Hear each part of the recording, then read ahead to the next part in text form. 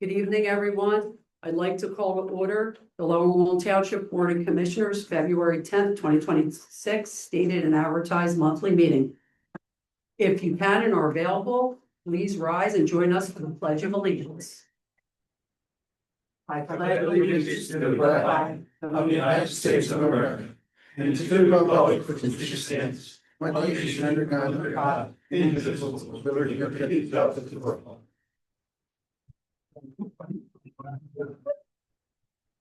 Public participation on agenda items will be taken as each item is discussed. On the back of our agenda is some meeting rules of conduct. I won't go over all of them, but just in summary, if you'd like to address the board, for anyone in the room, you can join us at the podium in the front of the room. And in doing so, please address the entire board. Raise your hand and we will invite you to come to the front of the room. In doing so, please state your name and address clearly for our lovely assistant, Leah. That goes on our record. Thank you so much. If you're on Zoom, please raise your hand and then Leah will go one by one and then introduce you to the board and we will take your public comment. Please, this is a business meeting and comments will be limited to 3 minutes per person per agenda item, in the interest of everyone's time. So, and just finally, we'd like everyone to please be kind to everyone.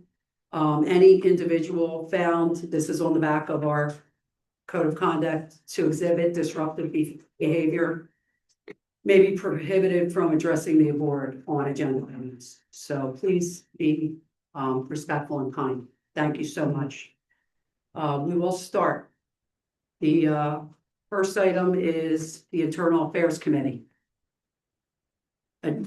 First is A, review and consider the minutes of January 20th and 29th, 2026.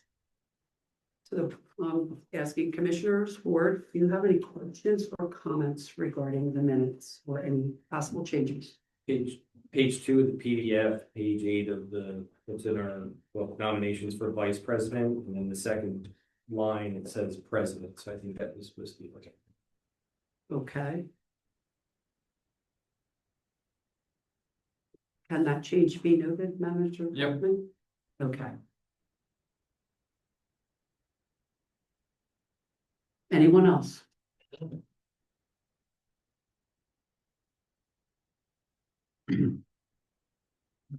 Anyone else? Anyone else on the board have any other questions, comments regarding the minutes? No, I'd like to make a motion to approve. Well, we're not finished yet. Excuse me, Commissioner CANALE, just wait. Is there any public comment at this time from anyone in the room? Anyone on Zoom?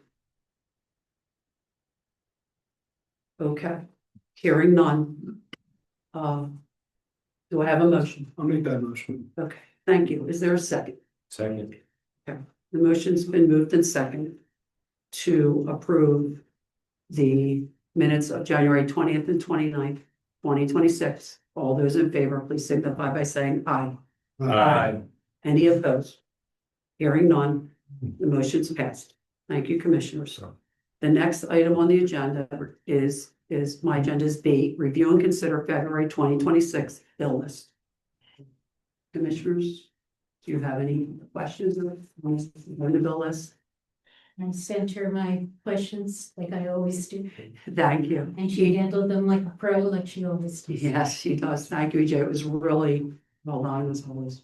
I just want to make one correction on the Sure. bill list report.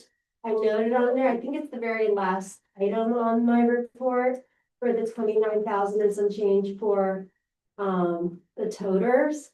That was actually not for additional toters, it was for assembly and Delivery. delivery. So I just wanted to clarify that. Oh, and there was a duplicate charge in there that we took care of. Sorry, it was a rough month. So, for, William Sherwin for painting, there was a duplicate payment, actually, I noticed it and brought it to my attention, so we'll fix that. We've actually already fixed it, so just wanna, the minutes to reflect that those two updates need to be made with the bill list. Okay. Thank you, so noted.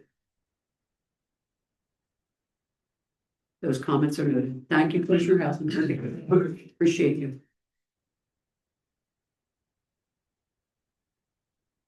Any other questions or comments from the board regarding the bill list?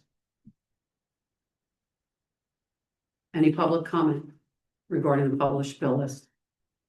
Anyone in the room? Anyone on Zoom? Okay, hearing none and seeing none. Do I have a motion? Make a motion to approve the bill list. I'll second Okay. Motion's been moved and seconded to approve the February 2026 bill list. it. All those in favor, please signify by saying aye. Aye. Aye. Any opposed? Hearing none, the motion's passed. Thank you, Commissioners. Next is administration report under C, Manager Hopkins. Thank you. There's just 4 items that I wanted to report on this evening. The first, and this will be relevant to our forthcoming discussion on the fire rescue station. The declaration of taking for the ANC parcel was filed on Friday. And again, as I think I had reported at the last meeting, this was done with advance notice to ANC. So this was, while we wished to have reached an amicable agreement, we understood each of our positions and that this was the path to give each entity the opportunity to advocate for itself. So that is now moving forward. The next wanted to call out the DCNR C2P2 grant, which is a recreation grant that we sought in 2025 to replace the Lower Moreland Park building. We unfortunately did not receive that grant, but I did speak with our DCNR regional contact last week and received some good notes for how we can modify that application and apply again in 2026. Essentially wanted to find out, like, is this worth pursuing?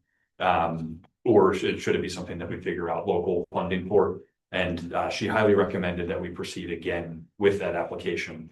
She had actually recommended it for funding, but ultimately it did not make that final list. So I did request a proposal from RUTH just to revise the application we had submitted in 2025. It will require some new documents being generated just to kind of better orient ourselves towards the way that the grant reviewers award points. So I have that proposal. It fits within our overall planning budget for the year. So I'm going to authorize that. And then at the March meeting, we will bring back the grant resolution and some other details for the board's information so that we can submit that grant again by the end of April. Next one was just kind of doing some looking back to our budget process. Part of the equation for any of our tax related funds is an estimate of the total assessed value for the township. We did receive, I guess, what that total should be for 2026 from the county. And one of the things that I have been concerned about through the end of the year was the number of assessment appeals that have been coming through and were being granted, and whether or not the rate of assessment coming off of that total could be matched by the level of new assessment, people who are making additions or alterations to their homes or new construction. And thankfully, that total is coming in slightly higher than we had anticipated for 2026. Not by that much, but at least the estimate is higher than the number I used for the budget. And then the final one I wanted to update the board on, the solicitor's office followed up with John Marlatt from the county solicitor's office regarding the new ward map that is scheduled to take effect for the primary in May of this year. So there's the settlement agreement that the board has for that, and that stipulated the timing. So procedurally, the county, I guess, has filed in county court for the new map to be adopted. So that is scheduled, I think, for within a week from now. One of the follow-up questions that I had was, ultimately, when that does get approved pursuant to the board settlement agreement, is how does notice reach individual residents who are being impacted? We wanted the county to take the lead because ultimately this is Board of Elections responsibility. So they did say today that the hearing, there's physical notice that gets posted around town in the impacted wards.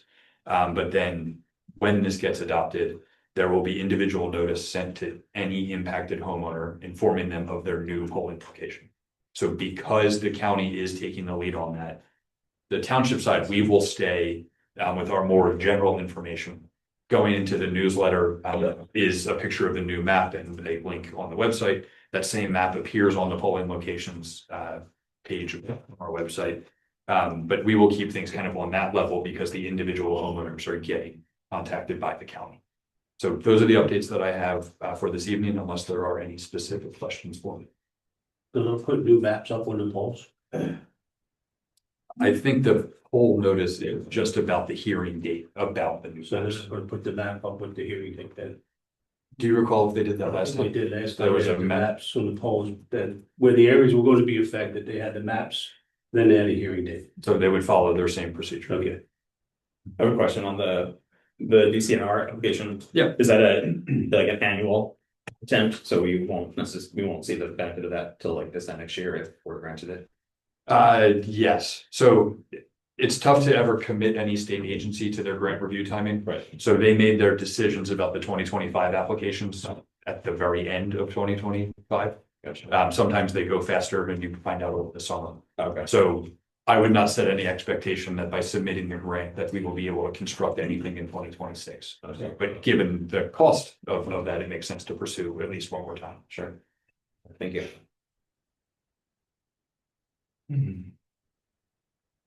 Just one comment, the building is super old and we've been trying and trying, so. The toilets and the mechanicals of the toilets and the sinks, I mean, you can't get the Even parts anymore. General so- accessibility, it will be a Yes, good thing. it's not ADA accessible and it's hanging on a thread, so. Hopefully, we'll see where. Based off of the feedback, it makes sense to give it one more shot to get Let's give it one if you're shot. gonna state cash, and then we'll go from there. We've been talking about this building for years.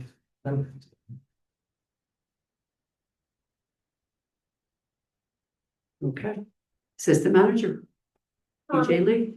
Yeah, you have my report, but there's one item that's not on there that I wanted to bring to your attention. It just came up within the last week, so.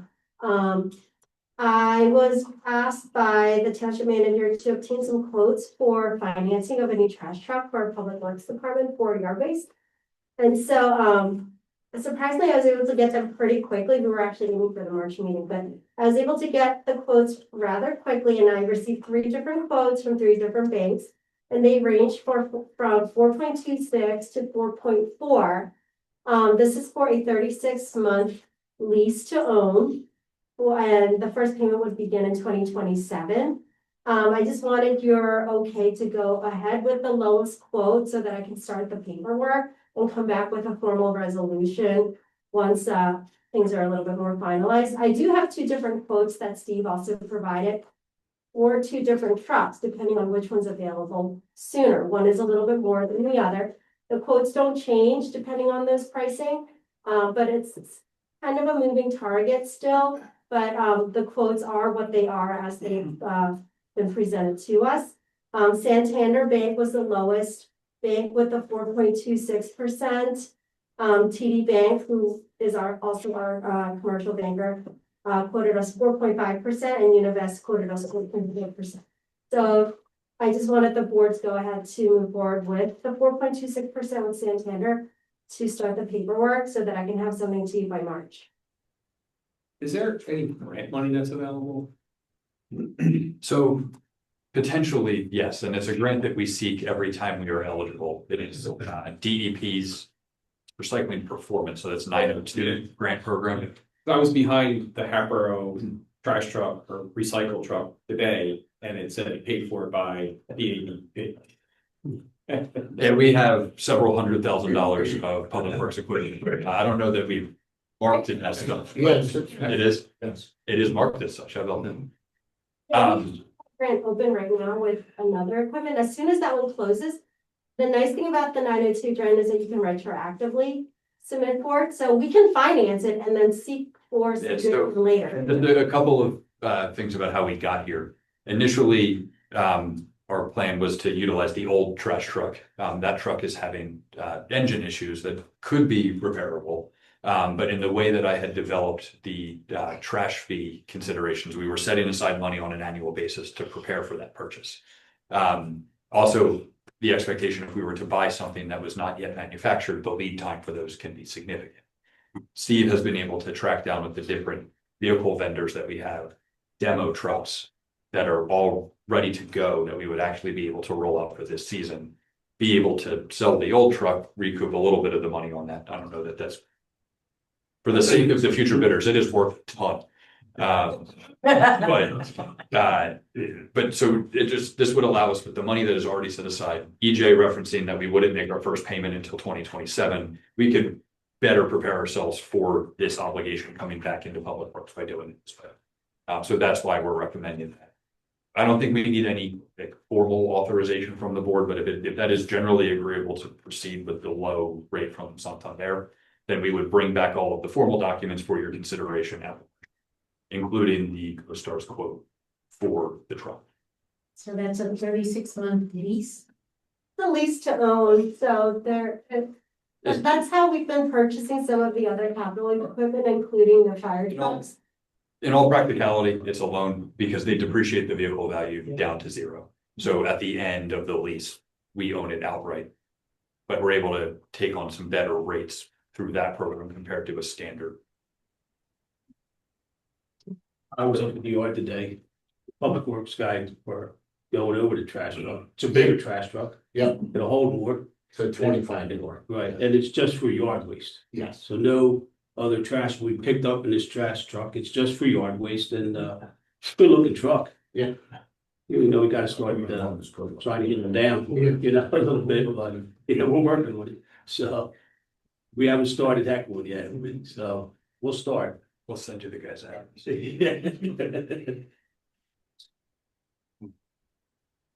EJ, you feel it's a good rate? Yeah, I mean, we've got the three, they seem pretty competitive, they usually are. Yeah, Sounds fine. thank you. How's the rest of the board feel about that? Moving forward? No problem. EJ. Thank you. That is it for me. Okay, thank you. I will accept both manager and assistant manager's report as submitted. Thank you. Next item is on my agenda. Item D is our tax collector's report. Jane's, for elected tax collector, Jane Sale, are you up there? I'm here. Hi, Jane. How are you, Commissioner KURITZ? Okay. Had a lot of Good. calls today. I'm sorry? Had a lot of calls today and yesterday. I think Me those bills too, went lots of out. visitors. Yeah, Some happy and some not so happy. yeah, those tax bills went out, right? Yes, they did. They were in the mail on Friday and most of them were delivered yesterday and today. The opening balance for the township is $7,230,489. The opening balance for the trash fee is $2,349,540. If the residents have not received their tax bill by February 20th, and you hear about it or anybody hears about it, ask them to contact me. I will have copies. I can email them to them. And we have already had people come in and pay today. So we're off to a good start. Thank you, Jane. Does the board have any questions for our tax collector, Jane Sale? Anyone from the public in the room? Anyone on Zoom? Okay, thank you, Jane. I'll accept your report as submitted and we will pass that information on to our constituents. Thank you, Denise.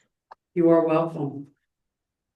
So I had a lot of calls regarding this and all the information was regarding our budget.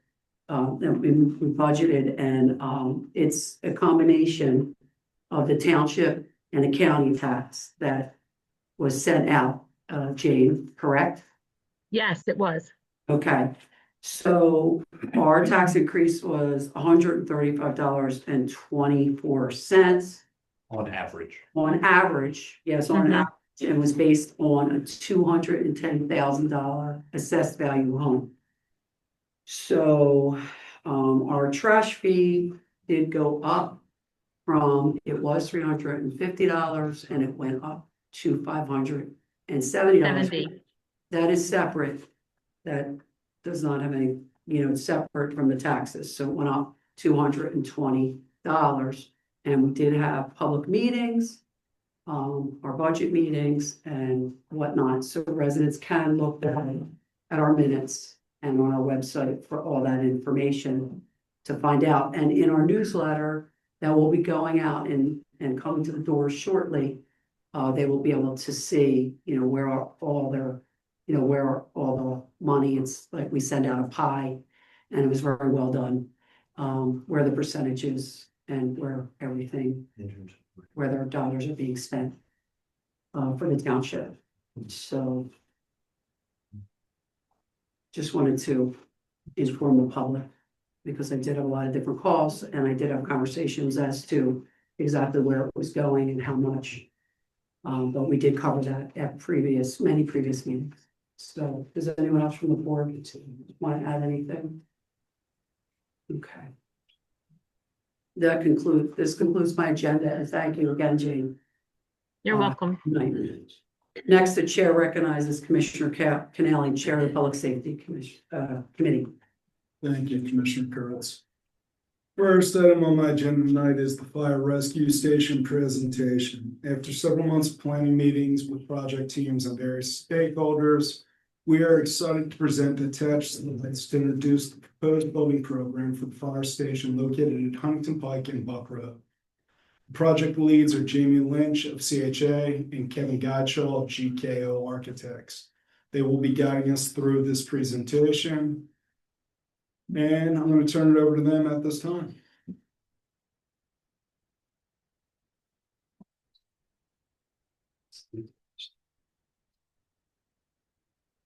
Should be page 61. I'm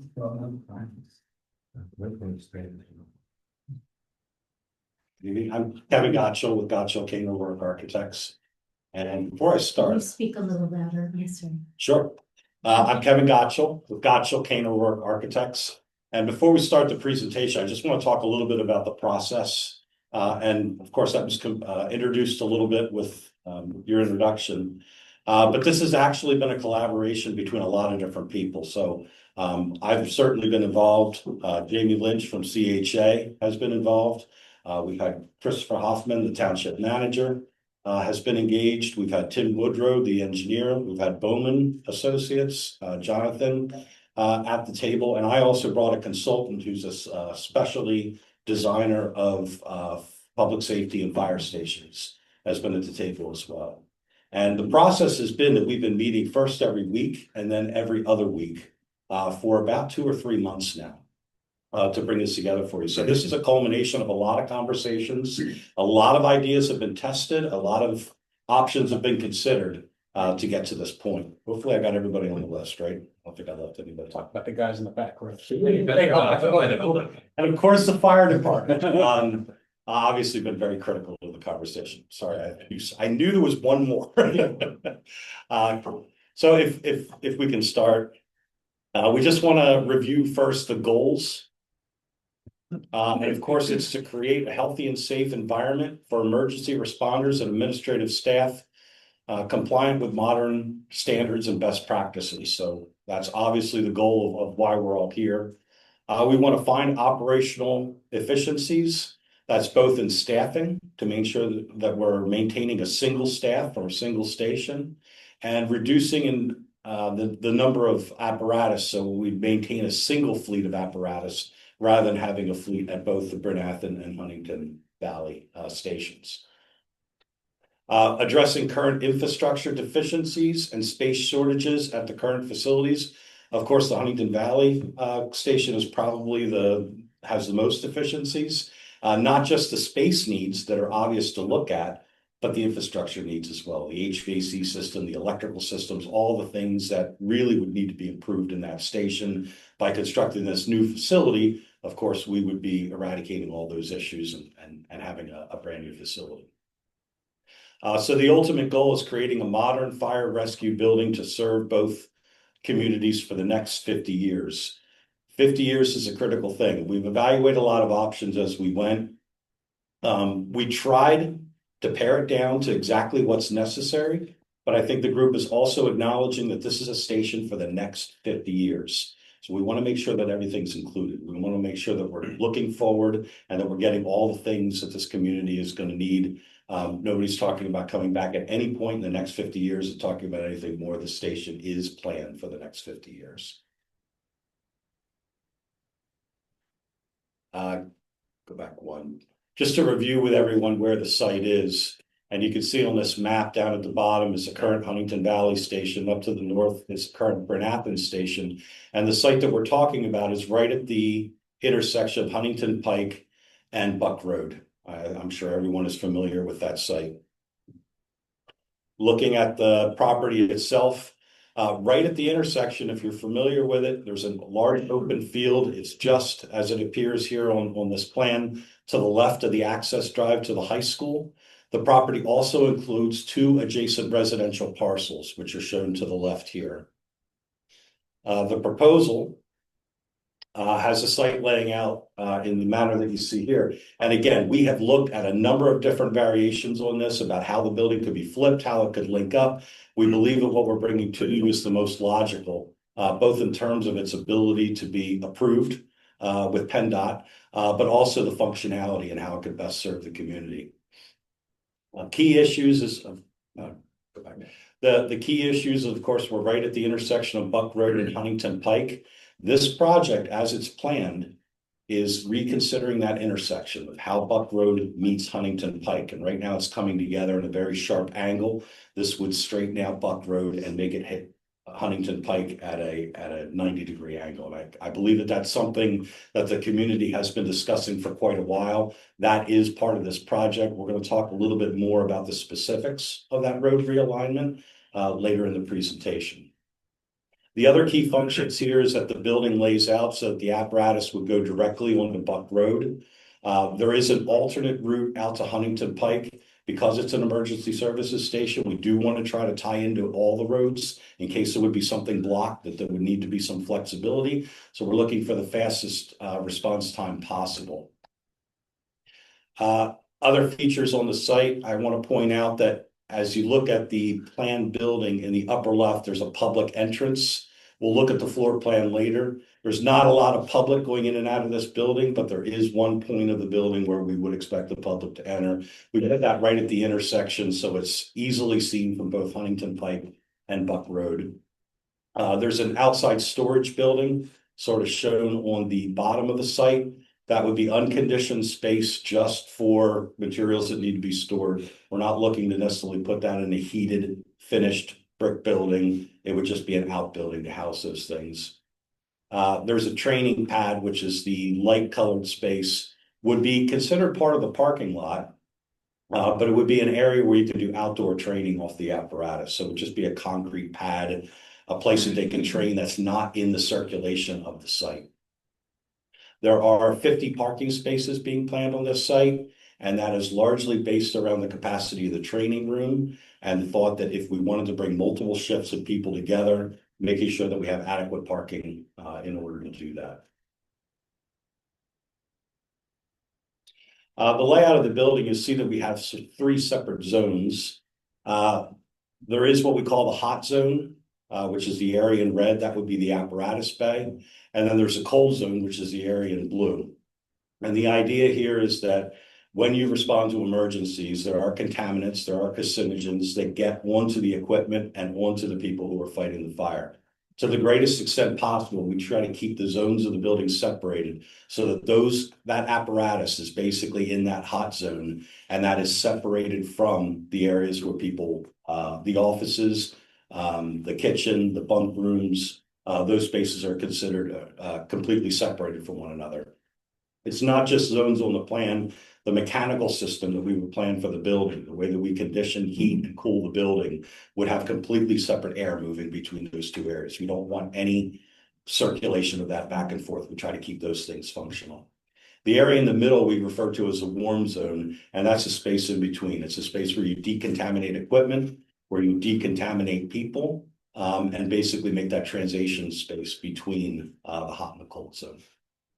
I also want to point out that right now, between the two stations, there's 12 apparatus bays. The proposal here is to take it down to 6. So it's a consolidated list of equipment, and it's less square footage in terms of the apparatus bay, but what is needed to serve these two communities. Within the cold zone, just some aspects of this that have been planned. All the way to the left, you'll see the office area. So that would be the chief's office, assistant chiefs, volunteer chiefs. There's offices for different people. That's located on the left of the plan so that the public entrance is to the upper left, and the office area would be able to control and maintain that. So if somebody needed to come in, they would come into that vestibule, they would be approved to come in the rest of the way to the building. It's also off to the one side so that it can be locked down. It doesn't need to be any through circulation through that area. And at the end of the day, that area can be locked separate from the other areas of the building. There's training room. It's right in the center. It's off of the public lobby. It has access to the lobby. It has access to the rest of the fire station. It's laid out to support 50 people to be able to sit down and do training activities, but it has a lot of flexibility built into it. So it has storage spaces to put things away. It could be an emergency operations center. It's basically the hub of the building for education and for training activities. There's a fitness center that's all the way shown all the way to the top of the plan. And we laid this out specifically so that it's off the lobby. You could have other municipal staff able to use this facility. They would be able to come in through the vestibule and into that lobby. They would have access to the fitness center. They would have access to toilet rooms and support spaces. They would not have access to the rest of the facility. So a little bit of flexibility, something that could benefit more municipal staff within the township. In the upper right is the radio room, sort of a daily work room. That's where the firefighters would write reports, do ordering, sort of more office functions. There's a day room sort of in the middle of the plan, just below the training area. That would be the recreational zone for 24-hour staff. There would be a TV, there's a kitchen in there and those support facilities. And then all the way at the bottom of the plan, there's 10 bunk rooms built in. These would be individual sleeping rooms for anyone who's sleeping over, whether they're paid staff or volunteers. They would be able to have access to those bunk rooms. And we kept those to the back of the building just to keep them away from the traffic out front, make it a little bit more quiet, a little easier to sleep in that facility. There is an upper level, just a couple of mezzanines, and what this represents is storage space. Just make sure that there's bulk storage, mostly accessed with a forklift, that you can just put things up there on pallets to be able to store on that space. The other thing that I wanted to point out is a very important function of the station is training. And we've incorporated within that red area that's off to the right, again, storage. It's also a hose drying tower, and it's also a training tower.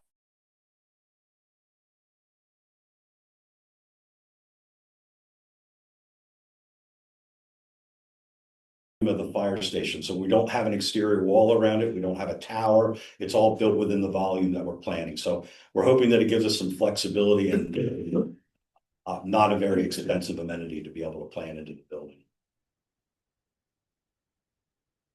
Again, we've talked about it a little bit, but the idea that there's a hot zone that has contaminated equipment, that There's the cold zone to the left, and there's that warm zone, which is again a place to decontaminate equipment and also do personal decontamination. Personal decontamination after clean my shed, my clothes that I'm wearing, I have a place to go in. I can take those clothes off. I can take a shower. I have a locker with clean clothes I put on, and I put those clothes on before I enter the cold. Contaminants that might be on the shirts and the pants that I'm wearing do not get transferred into the bunk area, do not get transferred into the day room. Just a quick rendering of what the exterior might look like. Again, we're the massing. Historic overlay district. Trying to get it in with the environment, you know, the zoning district that it and the buildings that are surrounded it.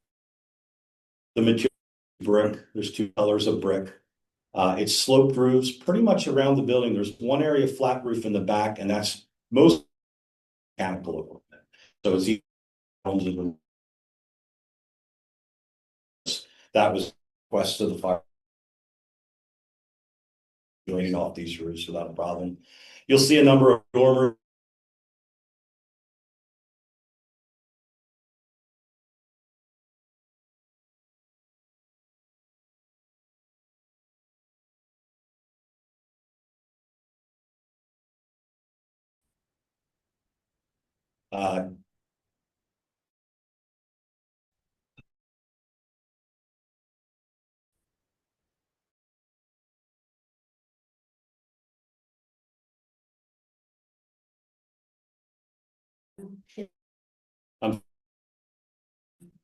Lobby image. Oh.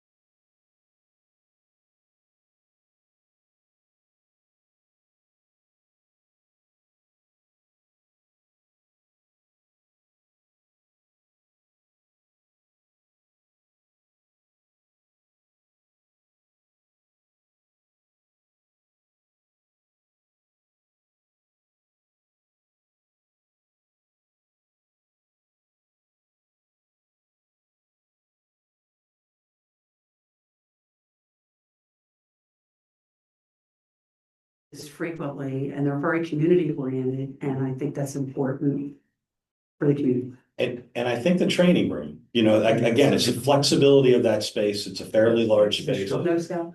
Okay. Yeah, the microphone is now on. Yeah, it muted when it like cut out and it came back on, but it should be good now. Okay, So Okay. let's just wait for a confirmation. Let's wait. Yeah, it's back. I It got is, it. all right. And then, Commissioner, the one thing that we need to keep in mind for any of these community considerations, I think what we're discounting perhaps in this question is that this operation will have a 24-hour staff working. Sure. So I think it is not unreasonable to provide a door between those spaces, but from an operations perspective for that day room may be utilized by the staff who was actively working in the midst of whatever that community event Sure. is. And we would not want people to have free access to it. Okay. So point taken, and we will review, I guess operationally, if that can make sense. Right, maybe they'll just have some outside events instead of coming in. Maybe they'll change their whole, because everything's changing a little, but just. Good for you. I think That's all. the training room should serve that purpose. The way that it's arranged off the lobby and has access to the toilet rooms, you could have people from other departments doing cross training. You could bring the community in there. They have access to the lobby, toilet rooms, that space, and you could keep that restricted. Right, and I did within that see zone. our fire marshal, Bob Shawley, was kind of like, did you have anything to? Okay, all right. Not agreed in that. Okay, all right, well, another question that I had also was, and I think that's really nice that you everyone came together, the chief's office, the deputy chief, the volunteer chief and the lieutenant's office. Are those offices and boy, what if they had to stay over? What if there's an emergency? Is there a pull down bed? Can that be an office / bunk room? What if there's an emergency and they had to stay over? Do you know what I mean? And then there's the 10 bunks and you had to have others, Yeah. Well, there are the 10 bunk rooms, but I think there has been some conversations about possibly having a pull down bed or something in some of those offices as well, Just to to- provide additional space. So, they're having conversations about that. Okay, Air mattresses. I'm sorry? Air mattresses. Yeah, mattresses. well, one of them to be as comfortable as possible. Those aren't that comfortable. Commissioner, if you don't mind, I think there are still several big picture items that we would like to be able to talk about before we get into this level of specificity. I just wanted to, those are just a few of my, like Sure. frustrated grader and myself. Understood. So the only other thing that I'll say about the lobby is we're kind of looking at it. Yes, it's the greeting space when people enter the building. It does connect to that one public space and have toilet rooms, and the fitness center's just behind here. But there's also an opportunity to sort of display a little bit of the identity of the two companies that are coming together. So historic artifacts to be brought into this. You'll notice that the bell that's in front of your current station is off to the left. We kind of like that placement because it can both be seen from the outside, but it can also animate the inside a little bit to sort of remember the heritage and the past performance of these two companies when they come together. So this is just a very early sketch, but we're excited about what this could be developed into. And with that, I will turn it over to Jamie, who's going to talk about schedule and budget. And I guess you're going to start with the Great, thank you, Kevin. Thanks again for having us. I don't have the pretty slides. I have the business end as the project manager, but I want to also give credit to Kevin and his team and the folks from Redstone, a nationally recognized emergency services firm who's really been instrumental in working with both companies in order to come up with this solution. And while the fire station is a relatively small building, it's certainly specialized. You know the site quite well. You know the topography of the site quite well. You know the traffic pattern around the site quite well.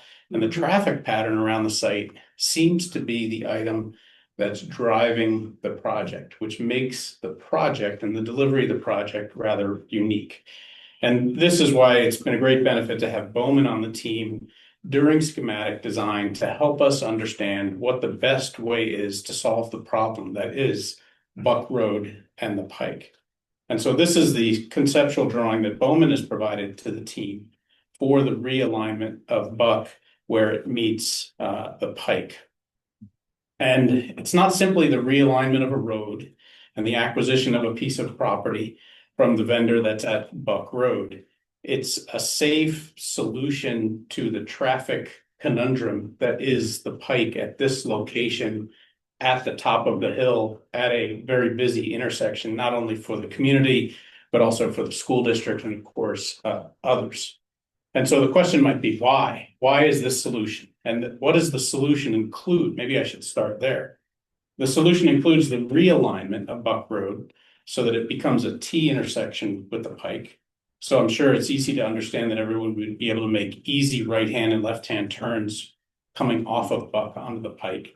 Likewise, coming into Buck Road from the Pike, those turns would be made easier from both directions.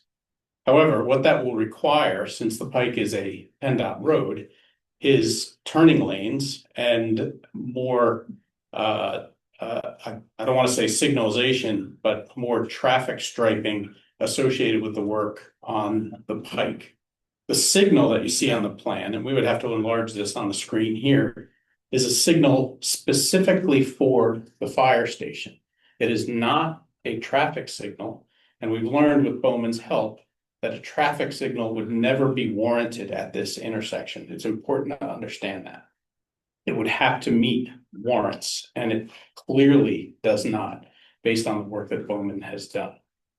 We can't just go and put a stop sign or a traffic signal. I'm sure you're familiar. It has to meet all of the PennDOT warrants. And so this would be a signal that is activated by the station in the event of an emergency that would stop traffic on the Pike when emergency vehicles move out onto the Pike. And you understand, of course, with this arrangement, they could easily make a right-hand, left-hand turn. So you might have another question, which is where I started, because I just see dollars when I look at this. Why can't we do something else? Why can't we get into the station site easier? Why do we have to realign Buck Road? What is the solution? You see a driveway to the left that Kevin identified as a secondary driveway. Why couldn't we have a driveway at that location and rearrange the station so that the apparatus bay was directly on the Pike?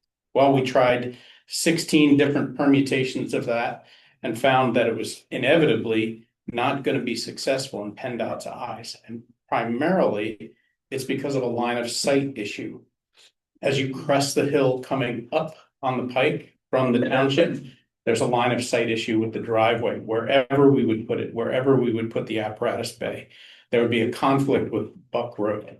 And so after a good number of meetings with Bowman and a good amount of hard work, the consensus from Bowman is that this is really the only permitted solution or permittable solution in PennDOT's eyes in order to put this station at this location. On another level lower, you know that there are other driveways in the area, driveways across the street, et cetera. So that all came into play here. What you can't see from the plan view, but you're probably familiar with, there's overhead utility lines that run along Buck, and they cross the Pike at about that intersection. So as a part of this plan, those utilities that are overhead on poles on Buck would go underground. And so those utilities would be underneath the apron of the apparatus bay.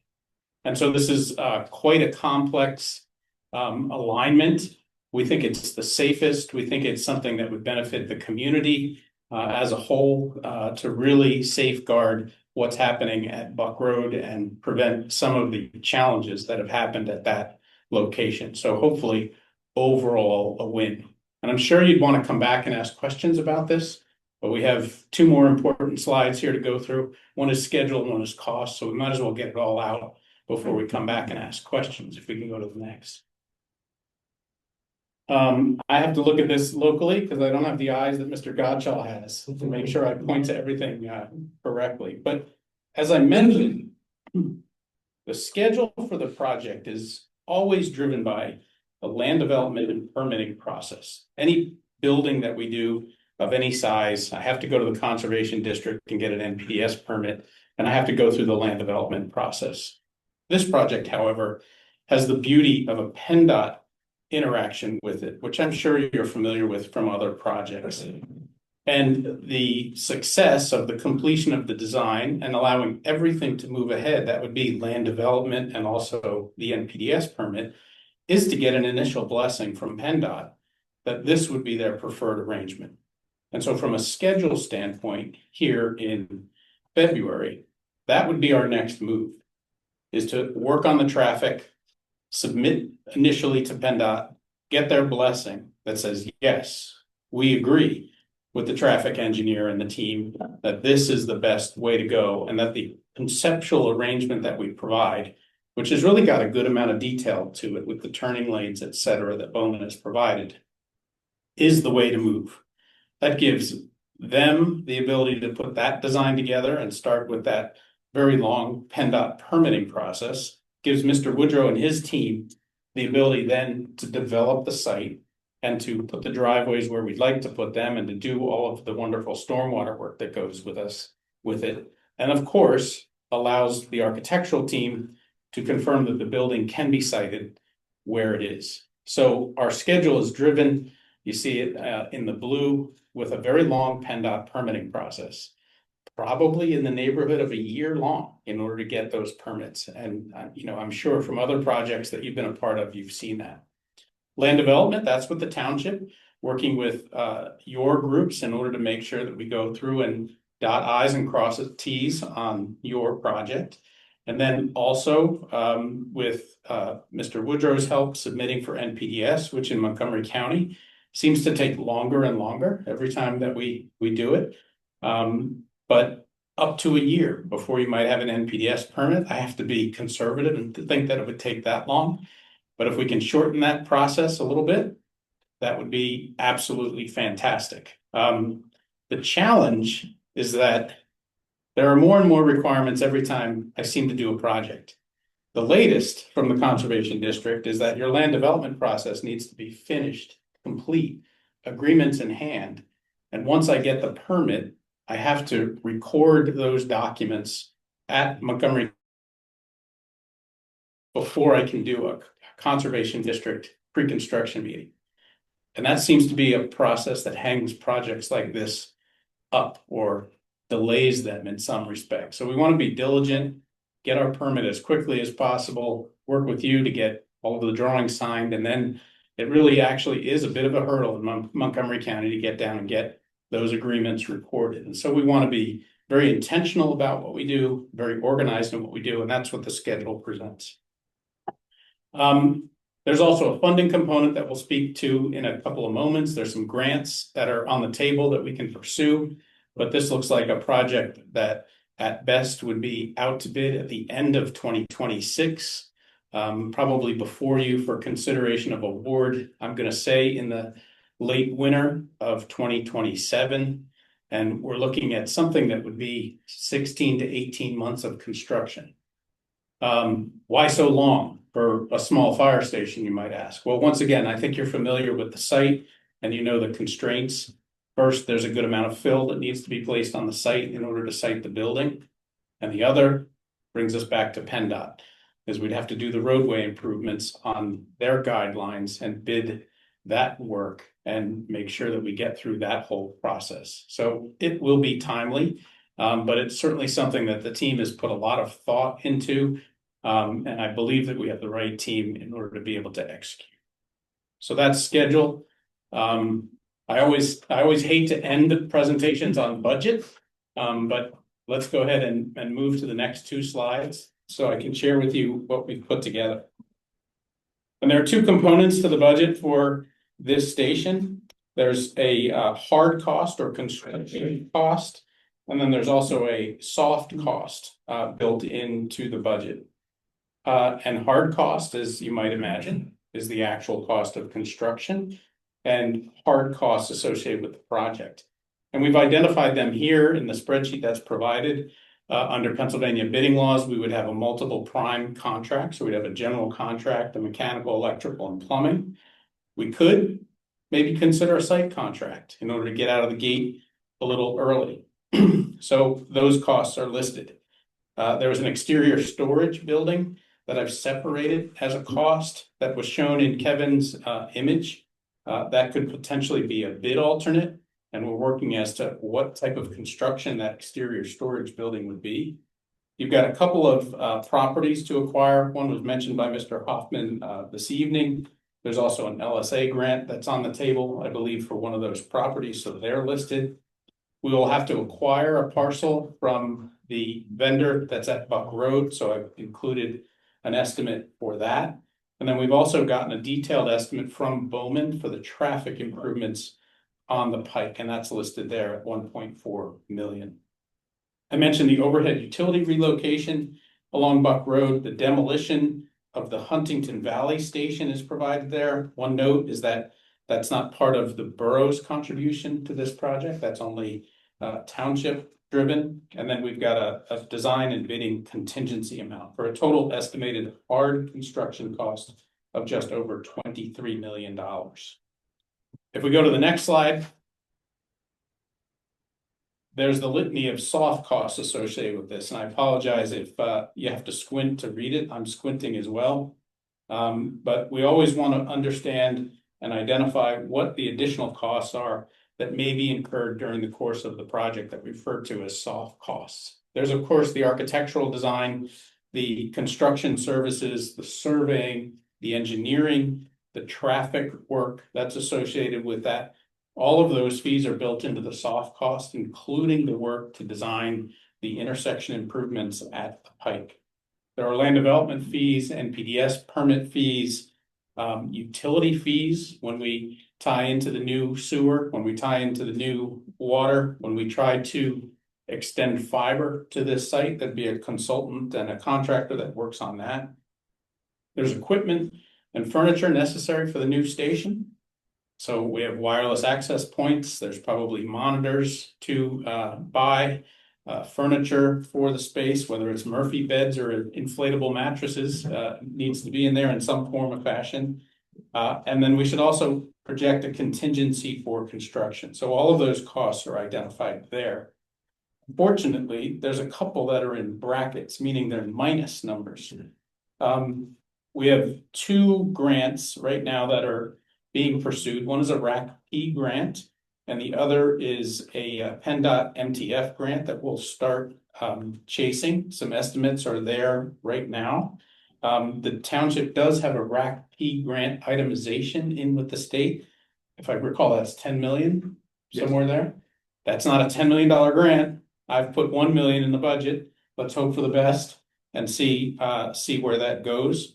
And so total estimated soft costs are in the neighborhood of 2.8 million for a total project cost just over $26 million, including the negatives for those grants.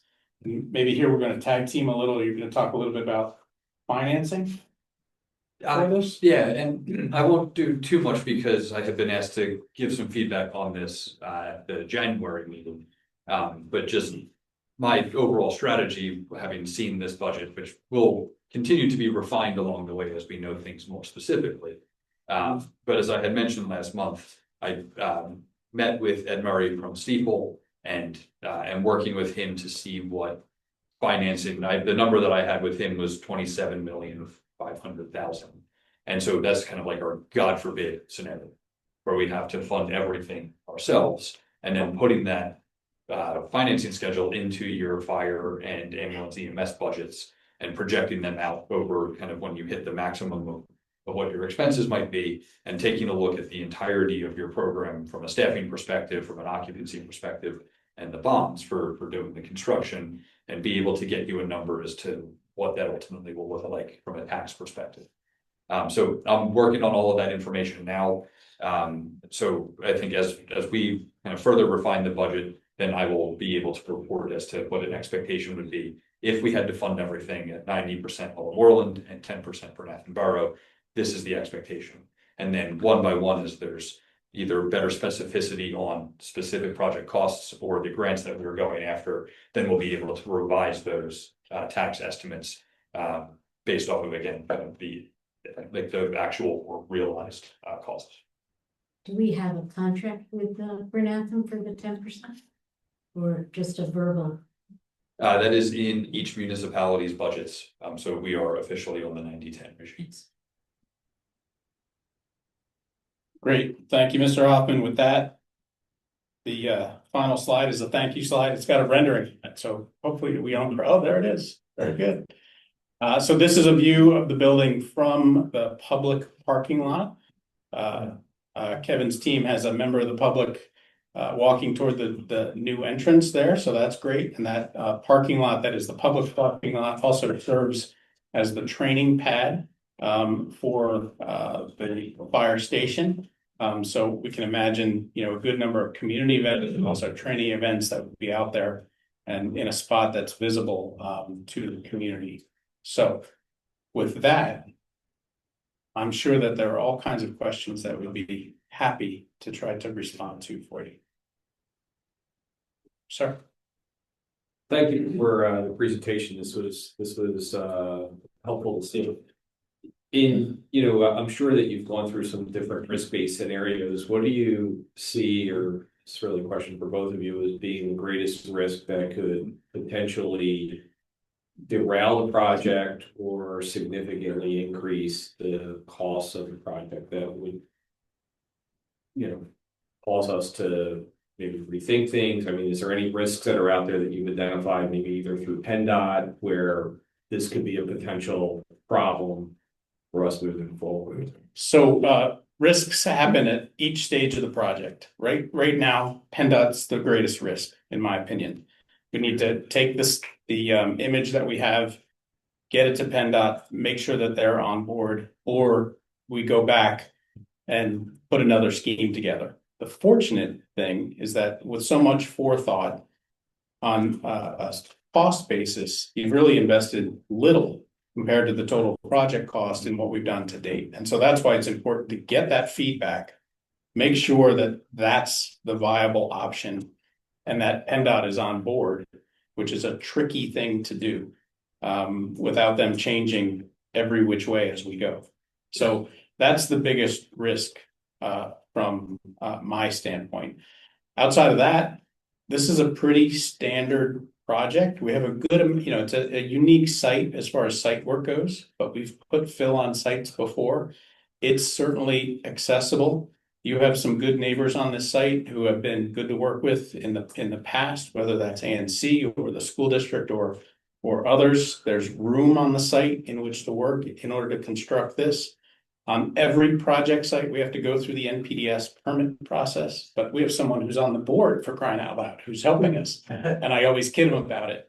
But once again, when we do a project like this, if the entire team is working together and we're thinking intentionally of what we want to do, that's how we would go about it. But to answer your question directly, PennDOT just comes right out of my mind. Right. So we would have to, does PennDOT do a preliminary review that, that they can give us the thumbs up to say, okay, this conceptually, this looks good. There might be some problems that are down the road, but this is the right layout. This works for us. Well, and others in the room can probably back me up. Do we get a thumbs up from PennDOT? Not usually. We get it. It looks pretty good. And then we go through the permitting process and you never know what the comments are. And this from watching a project just down the street, and it was just pedestrian crossings for the new high school and what PennDOT put the school district through. So once again, to be very intentional, to have a good engineering team who's really thought this out to this point, being able to put it in and in order to get feedback. We've got an excellent team, and I think we're proactively pursuing this, and so that's the best way to try to get through PennDOT. And I think the goal, because as Jamie's been pointing out, PennDOT, their review drives so much of the next things. Coming in with the scale of detail that Bowman has done, understanding that Bowman also does lots of their own individual PennDOT work, so just their exposure to I guess a better design from day one compared to what we may often see with some of our less experienced developers is concepts that are half-baked. I think to the greatest extent that we can control going into that initial PennDOT meeting is what opens us up to the rest of it with as much certainty, understanding it's not all the way through, but as much certainty as we can bake into the process. And that's a partial land acquisition at the corner. So at Buck Road in the Pike. It's more like a right of way or easement acquisition compared to a significant component of And I've already indicated that to the property owner. Because that is also A and C. Thank you. No additional questions. I have a question about the proposed road work. So is there, I just can't tell based off the plan at the moment. It's not just gonna get turned, so it hits behind the pike at 90 degrees. Is there grading work that will happen as well to flatten that out? Or should we still expect that, just like the more steep road that currently exists when you get to if you're coming from Huntington Pike, or I'm sorry, if you're coming up Bug Road to Huntington Pike? I think the answer would be yes, because that T intersection will have requirements for a certain amount of levelness. So we won't be coming up. There'll be some fill that's necessary there at that intersection. Back down. And so that's why on the sketch that you have the intersection shown in a dark gray. Okay. And then further back from the intersection in front of the apparatus bay, there's a light gray. And so you can anticipate that much of Buck Road is going to be resurfaced and probably regraded as we approach the pike. And am I seeing right? Am I seeing Huntington Pike getting widened? And am I seeing 3 lanes here? Or am I just misunderstanding that? It's not 3 lanes, but there are turning lanes. Okay. So the turning lanes provided on each side and the associated striping. Gotcha. And an interesting thing of every location that Bowman looked at for where to access the property was going to trigger some amount of this improvement, but the southbound on the Pike left turn lane, that 75-foot, was going to be triggered regardless of where we took access to the property. And so the thought process, really was, we could put this together without that improvement to Buck, submit it to PennDOT, and only find out after months and months of working with PennDOT that this is the solution that they would want. So we've tried to preempt that whole process of going back and forth with engineering designs to get to the one that I think everybody that's been associated with the project believes is the right solution for, once again, 50 years, as I talked to Kevin about the building, that this is the right solution for the community. So I have a question, just to piggyback off of Sean, there are turning lanes, but the site access one, the rear one that goes to Honey Pike, there is no turning lanes. They'll be making a turn into the station if they have to there. The upper driveway. Upper driveway, yeah. There is no turning lane to go into that driveway. It wouldn't be So necessary. they'd be out the Pike, if they have to turn, they would have to turn Correct, into that driveway. instead of veering into the turning lane there. So, correct. Is there any way we can make a turning lane back there for that? Yes, more dollars, Right. but if you take a look at the plan, the other way to access, if you're coming southbound on the Pike, Yeah. if you turn at Buck Road and turn into the apparatus apron, you notice that we have a loop around the back of the building. I do, yeah. So, so that's another way in order to use the Buck Road entrance in order to access the building. I would say the expectation is you're not going to see the large fire apparatus using the Huntington Pike based access. They would get to Buck Road, because that's the overall driveway width, and that 360 access is best generated. And another thing, fill, that's a big part of any construction site. Right, Do we still have that fill from the high school? we do. We do, so we're gonna utilize that? We would like to. So there are 2 sources of, You need the school's permission to take that? I think I can get that. We know it. Yeah, you know a guy? Yeah, so that there's largely topsoil, Mhm. which is a great thing that sits down at Murray Avenue. And that, I do believe that the school district is wanting to get rid of. So that's one source. And then there's another source that's on the ANC property, which was spoils from the project, as well. So, those are 2 places. Yeah. So those are 2 places that we would look, rather immediately in order to make sure that we have good product. Not bad when you find fill No. almost within eyesight. Yeah. So where is it? Well, it's a big part. Manager, can I ask you just a broad question about the budget? I just want to make sure I understood you correct. Did I hear you say 27.5 is a number that you see as like the upper limit of a potential cost for this? Yes, because looking at just the budget that was presented, and not including all the grant revenue, just I figured if one, could we legally map that out to be able to issue the bonds? So you've already done 10 million. Last month I told you there will be another issue this year, and then very likely required that we would do the balance then in 2027. So yeah, that's overall what I'm looking at kind of as our worst case. The thing that is out of our control is the factor beyond what we have designed, that is all of the per square foot costs. If we were doing this even 5 years ago, those numbers are so much higher today than they. So I think given the preliminary budget that has been put together, that is a responsible kind of target, and that's what I'm basing those future projections off of, and then very much hope that we'll be able to start striking from the different grants and specific bids that significant money will be able to come off of that, so that we won't need to borrow, say in 2027 as the third borrowing another 7. We'll see how much we can get that number down. So you're looking at the 27.5 or this current 26. Your objective is to continue to pull that down through whatever means necessary. Yes, and say I don't know how much below the 26 number is accomplishable, but just I advised last month we are submitting a PennDOT MTF grant application next month for those improvements at Huntington Pike. So given our history of success with those, that's already included as a grant revenue in budget. So that doesn't help bring us down. It's a necessary part of that. But say on the rack piece side, and last month said do not anticipate $10 million. But if that's the itemization that gets approved, we will work on with our representation on the state level to try to get as much of that as possible. So yeah, to me, it's just in the way that we budget everything, always kind of prepare yourself for what it could be and what to do.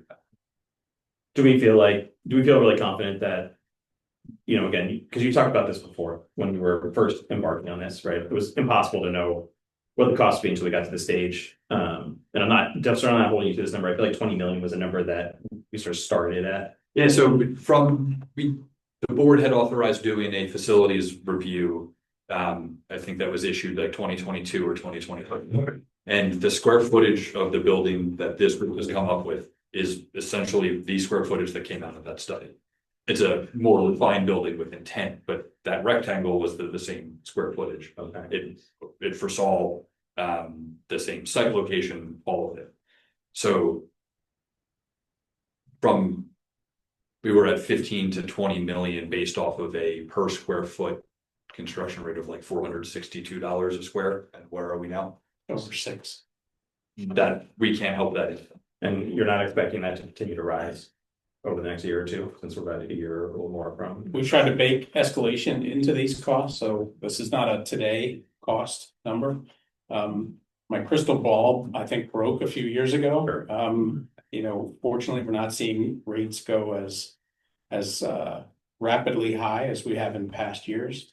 But of course, now that I've said that, I've probably put the jinx on. Everyone hears about the impact of tariffs and things like that. And fortunately, once again, we've not seen the fearful impact of things like that on other projects.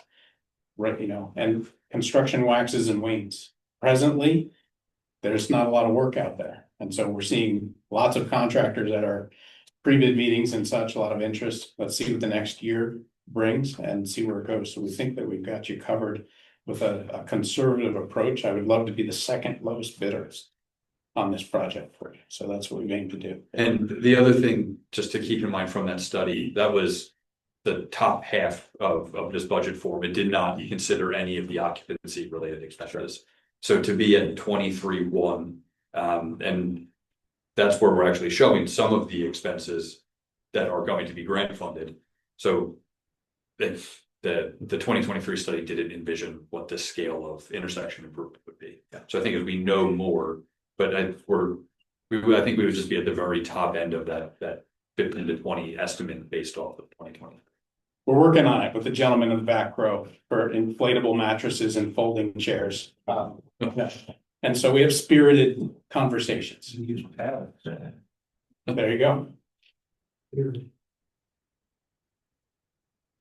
Thank I you. think they need better mattresses than inflatable mattresses. We'll have to get a fundraiser or something for better mattresses for them.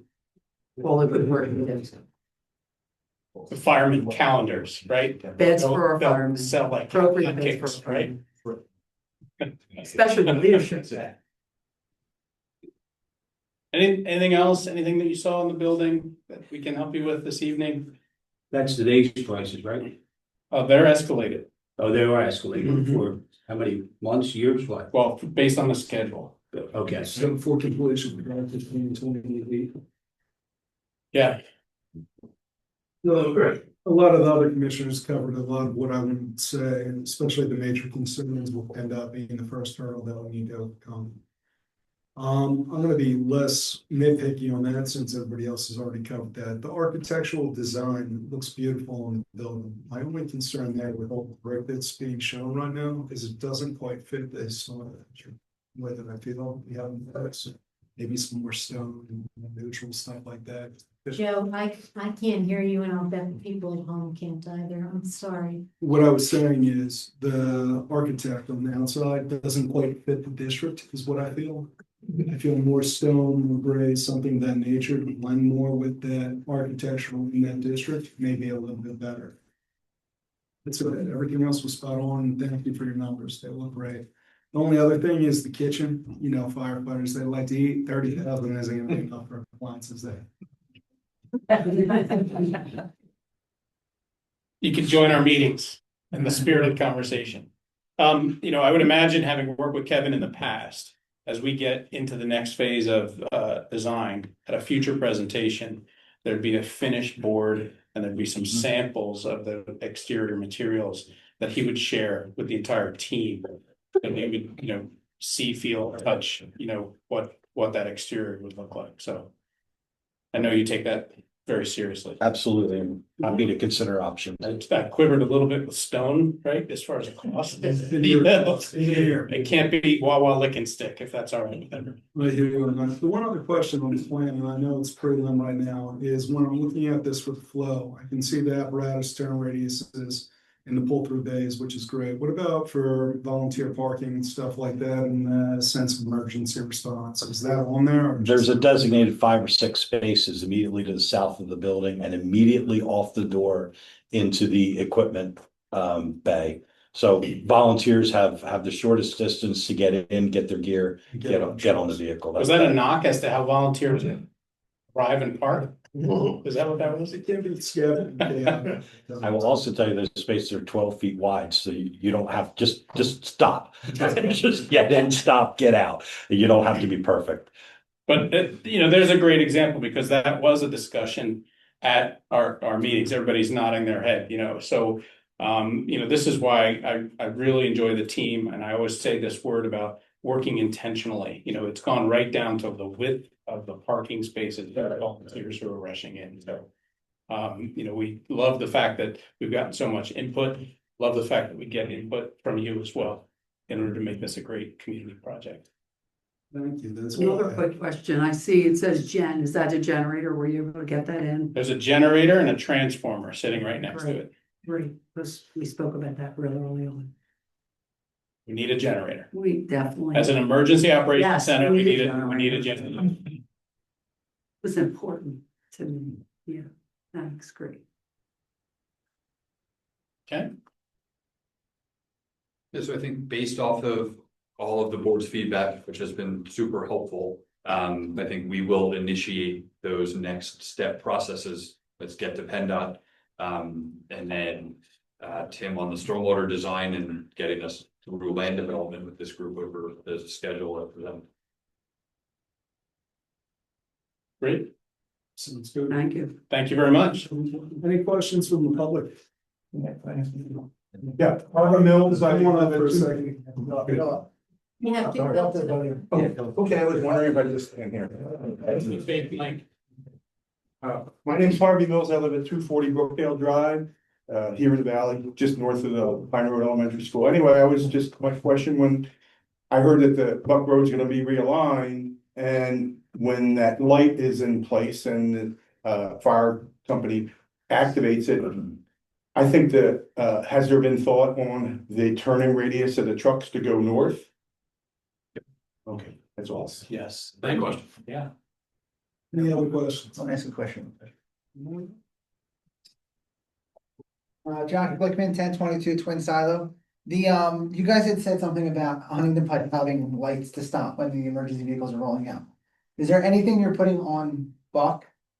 Where the spill out of the bays are, where the trucks are coming out as well? Yes, also, A signal it's a great coming question. from Bernathen onto where? Yeah, so it the would bike stop is? traffic on Buck and it Okay. would stop traffic on the Pike as well. Okay, and is there any enhancement on like a stop sign or anything for where Buck Road tees Buck Road to Huntington Pike? Maybe a flashing red or just like another stop sign to make sure traffic knows to stop. So from Buck onto the Pike, there would inevitably be a stop Just sign. a regular stop sign, okay. Hopefully it would be a very large stop sign. Stop sign, I'll okay, have to follow the PennDOT. right, the PennDOT, okay. All right, that was my question on the Buck Road, Thank where you. the trucks are, all right. Any other questions in the room? Anything online? All right, thank you very much. Sean. Thank you very Thank much. you very much. Thank you. Next item on my agenda for tonight is the chief's report, Chief Smith.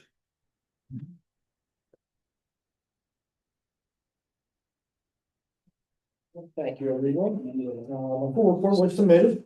The month of January had us have 1,561 calls for service.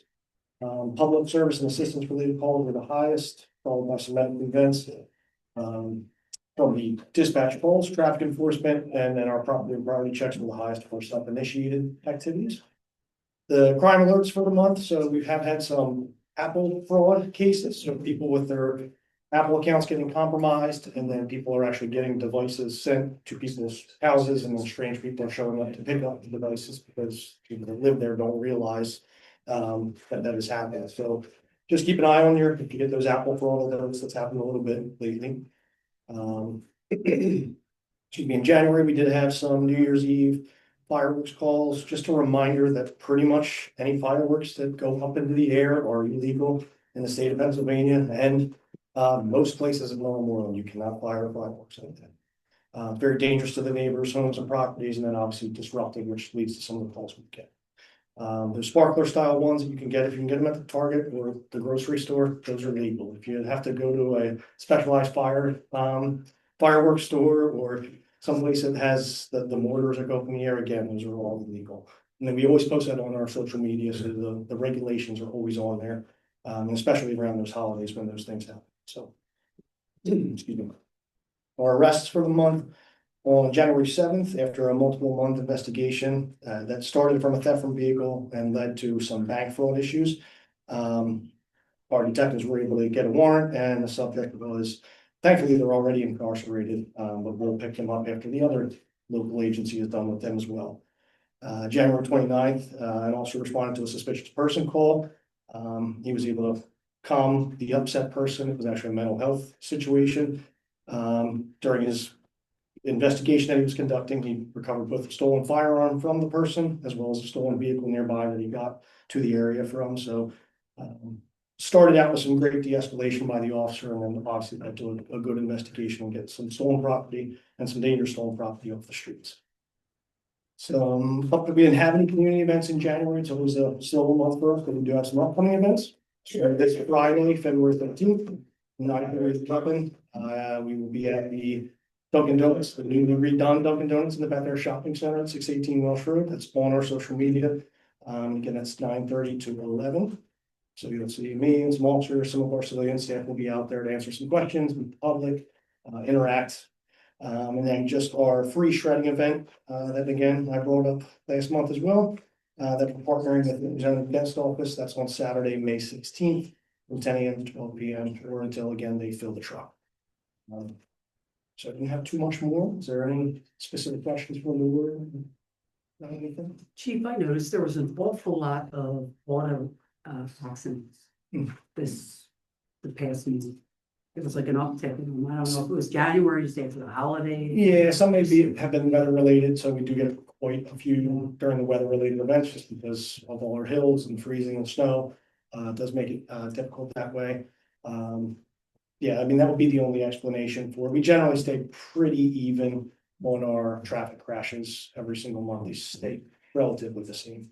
We do get some spike, like I said, in the weather related issues. So, and we did have some of that for a couple weeks there in January. So. Okay, thanks.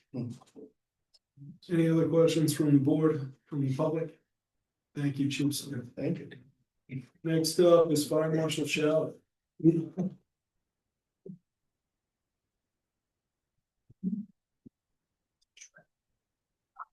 Evening, Commissioners, just a couple quick things on emergency management.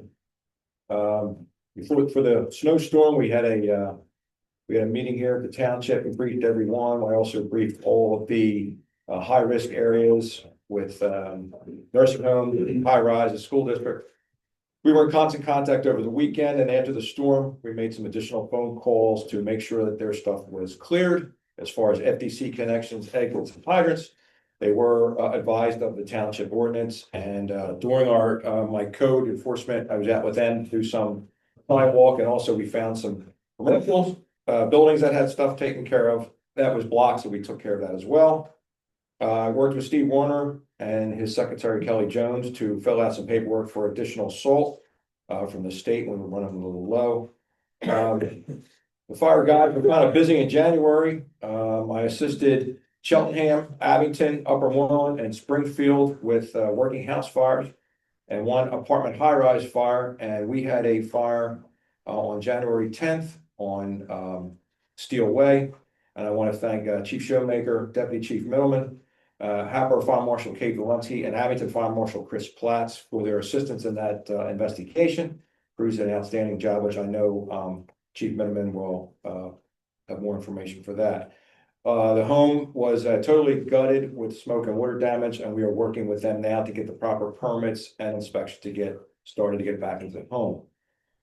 As far as the winter weather, I hope there is no more snow and ice. As you can see on the back page, we are chasing broken sprinkler pipes with the rest of the county. I'm working with the extra storage space on getting their systems up and running. 35 Reading Way had 2 busted pipes during the month. They're getting their systems taken care of. And we also, code enforcement and myself, we worked with a uninhabitable business down on 380. They did some work without permits. We did a fire inspection with a code enforcement inspection, and they're working right now to get that cleaned up. Any other questions? Nothing else from the board or the public? Thank you, man. Next up, Chief Showmaker.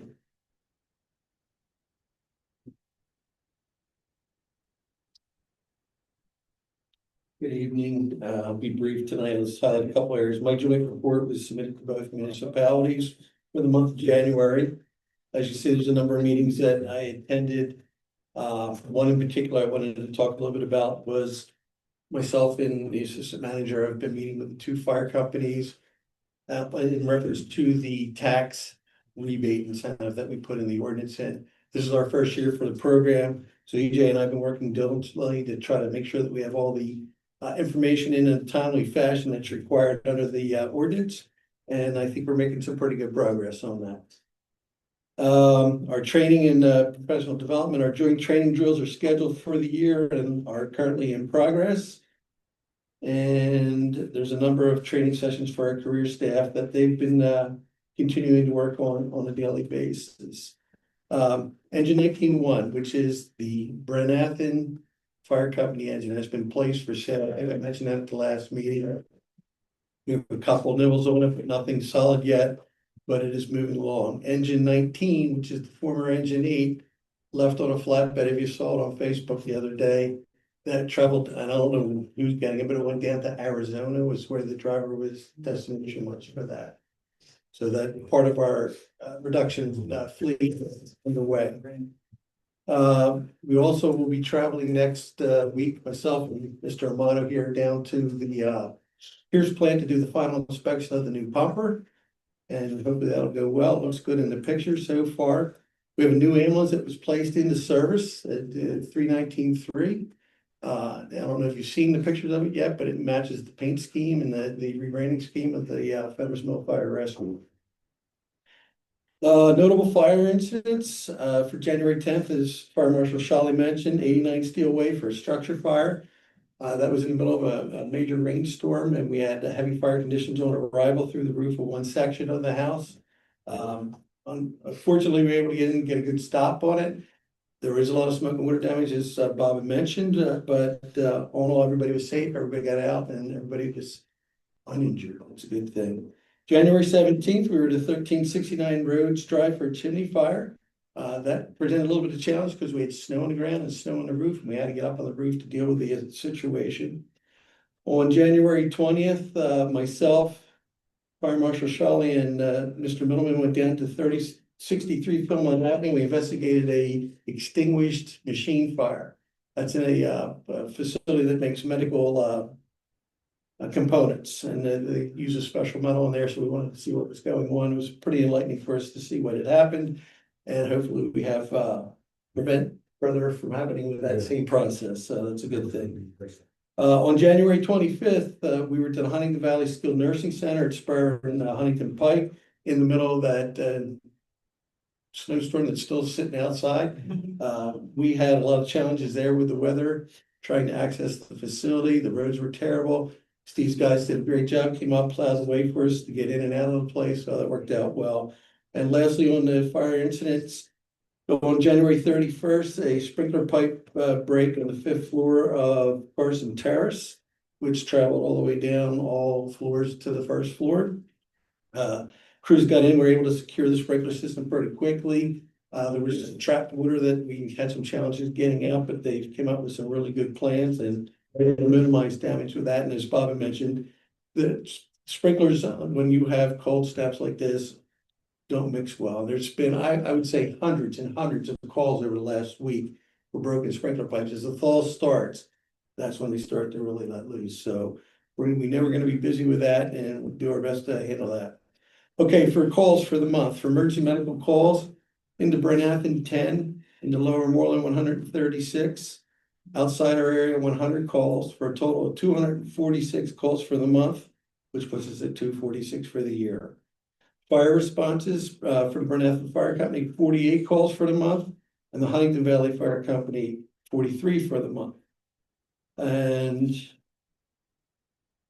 I've also listed the types of calls there as you had requested, Mr. Mueller. Hopefully that's what you were looking for in the what you wanted in the reports. Does that cover what you're looking for?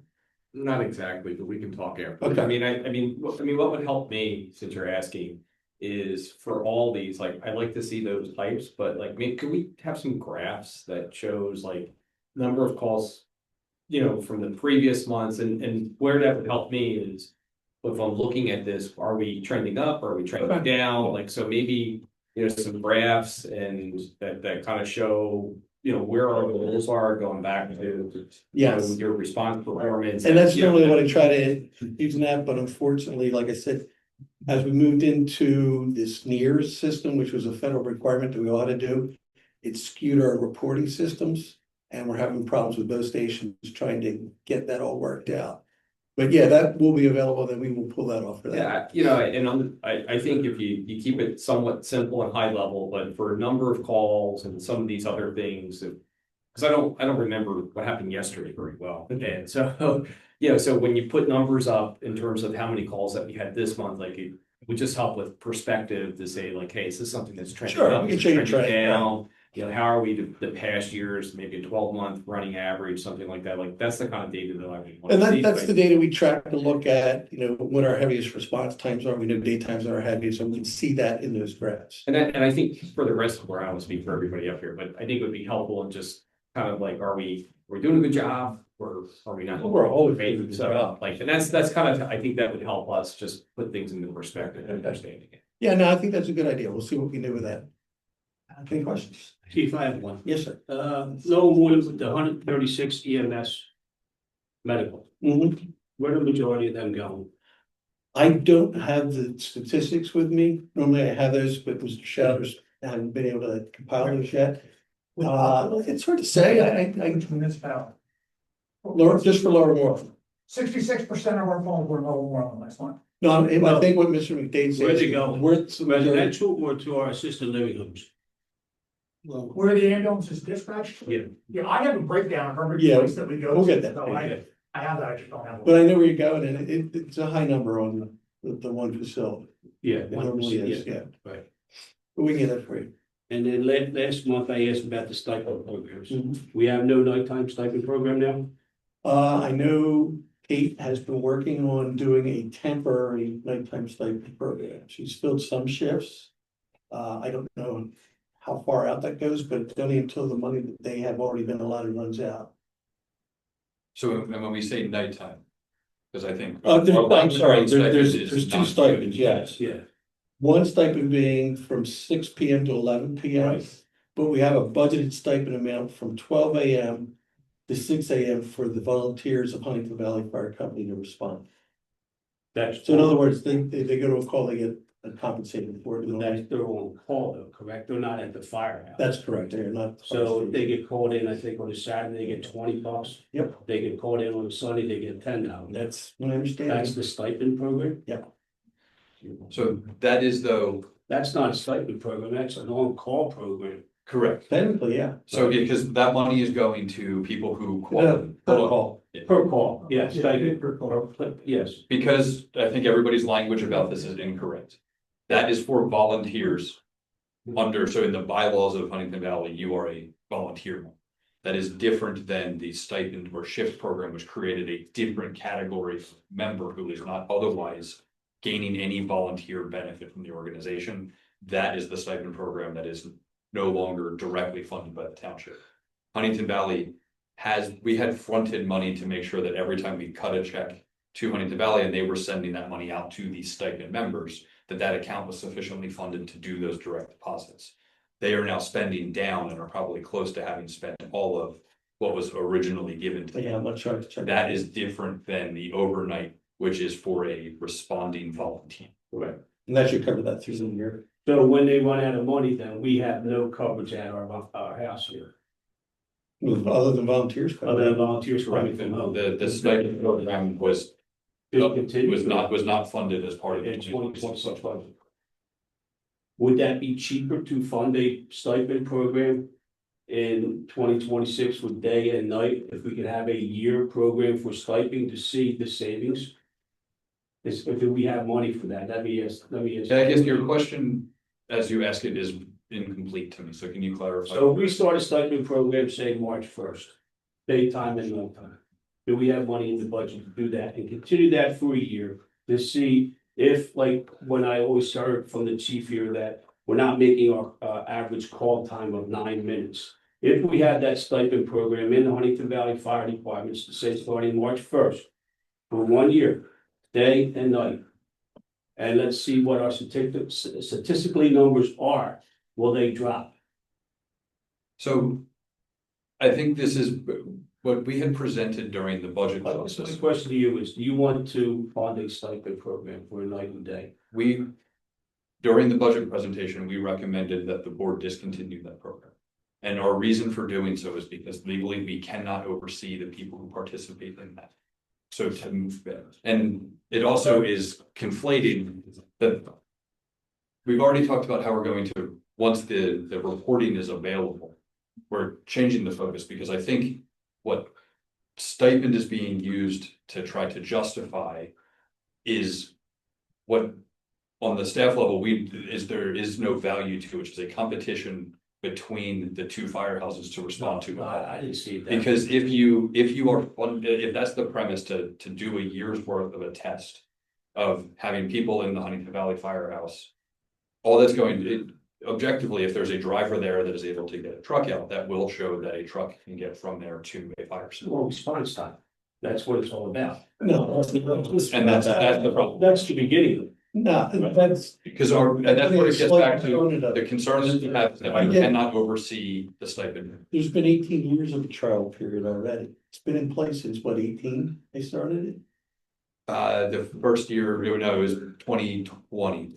So it's 5 years in place. And So- what was shown based on this over the course of the last year is the program was found, not why it is. Why it not? was We never not. seen statistics on that. though. We did though.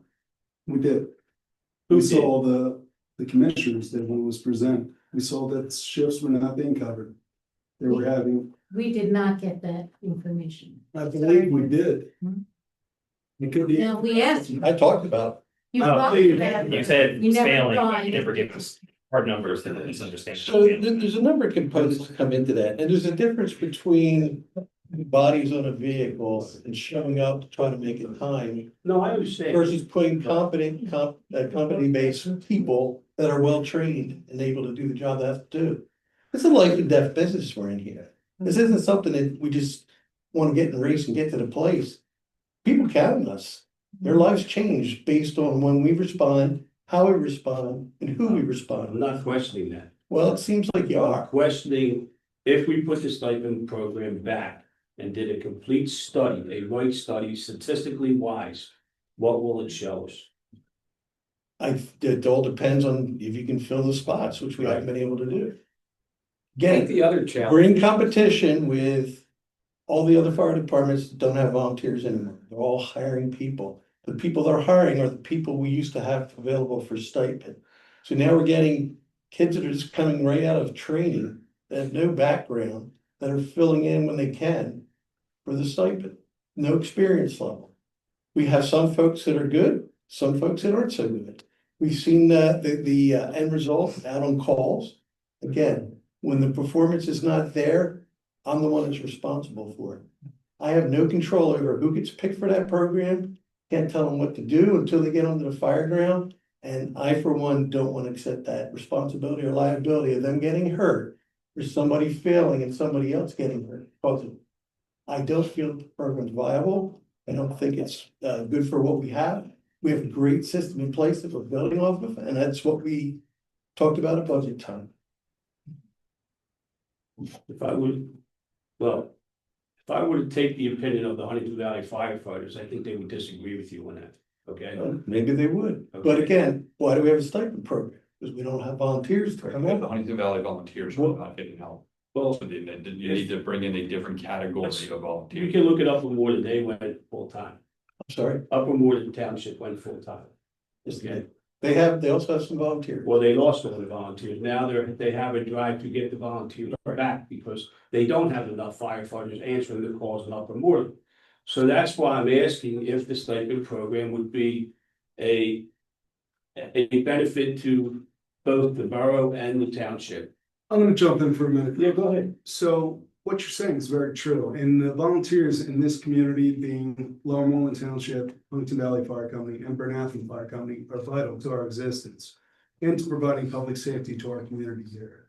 Nobody wants to get rid of the volunteers. The stipend members are a different category of the volunteers that was down in Huntington Valley Fire Company, which is a clear distinction that I want to make. With that being said, the volunteers that come out, do the trainings, that live in this community and serve this community are still coming out when they can. Unfortunately, the demands of training, which has been increasing every year, And call volume. and call volume is taking a toll on that. And we're not getting the number of volunteer members out like we have in the past. That's why with the 2026 budget, we funded that position to ensure that we have the fire protection. It needs to be supplemented by the volunteers. It's clear, it's evident. Nobody wants to replace them, get rid of them, or do anything to harm them. We want to supplement them while we can, such as the pay-per-call, which is done in Huntington Valley on the overnight shifts. It's not done at Bernathen for their volunteers. It doesn't matter. The volunteers don't care if they're getting $10 to $15 a call to come out. They're coming out because they want to be here for their community. That's what it's all about. What I remember also, Chief Showmaker, is with regard to the stipend members, they were, no pun intended to any of them. We thank them for wanting to volunteer as a stipend member, but they were coming from all different locations and their training was so inconsistent while they were on scene, that was a big issue. As opposed to our local volunteer members. Oh, that's just no. I again, I don't have any say on who they bring in. I don't know the training requirements they have. There's a set criteria that they're supposed to be following, but I can tell you not all of them do that. We're putting people on trucks that aren't trained to be on the trucks that they're out there, which scares the living daylights out of me. Can you give me a breakdown when the stipend program was here in Huntington Valley? Of the numbers, statistically numbers, that's what I'm looking for. What do you Okay, want like say for instance, the day stipend, Right. okay, show me the difference in where if we don't have it and we have it. As far as the time? The times and responses, and well, you say we get different firefighters from different areas. We do. Well, no, what you're saying. When we had the stipend program, and they would, They're here though they in would the hear, station. correct, yes. When you're in the station, there's not a better thing, as long as you have a competent response. Right. So Not just body on a the truck. one No, I other understand thing, the one other thing we're forgetting here is hopefully these two organizations are merged Merged, in the right. next 6 months.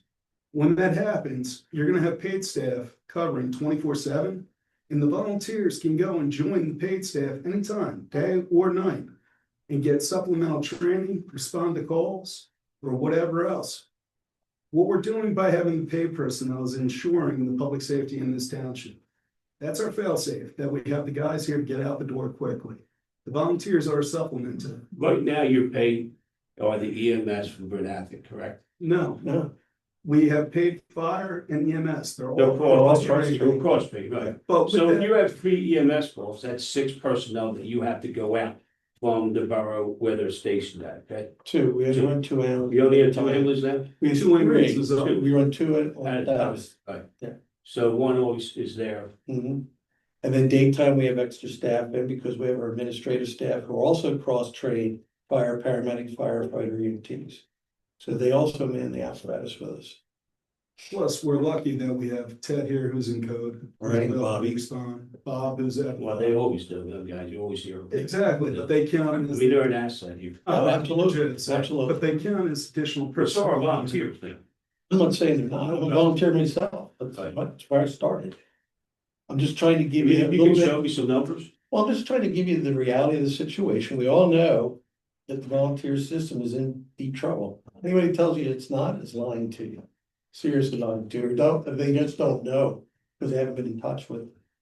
Well, I mean, what happened in Upper Moreland was, they thought it would work out like. There's a lot to Upper Moreland you don't know about. Yeah, I know, I talked to the commissioners there and everything, and they're trying their hardest to get the volunteers to come back. They are definitely trying, because they, like I said, it's there to supplement now the career staff. The And that's difference, what the switch is, the Yeah. trend. the difference here though is, we never want to give up those volunteers. We want to supplement them and keep on growing them for us. Do you think the volunteers would come back if you had full-time firefighters paid? We do have full-time firefighters paid now, and the volunteers are working hand in hand with them. I was at training on Monday night. We had guys from Huntington Valley Station, West Bernathen But when the Station. birds happens, With Joe, all the and it's paid all guys, full-time, do you think the volunteer firefighters will come back? Chuck, there's full-time firefighters now. We have what, 22 full-time personnel, I believe?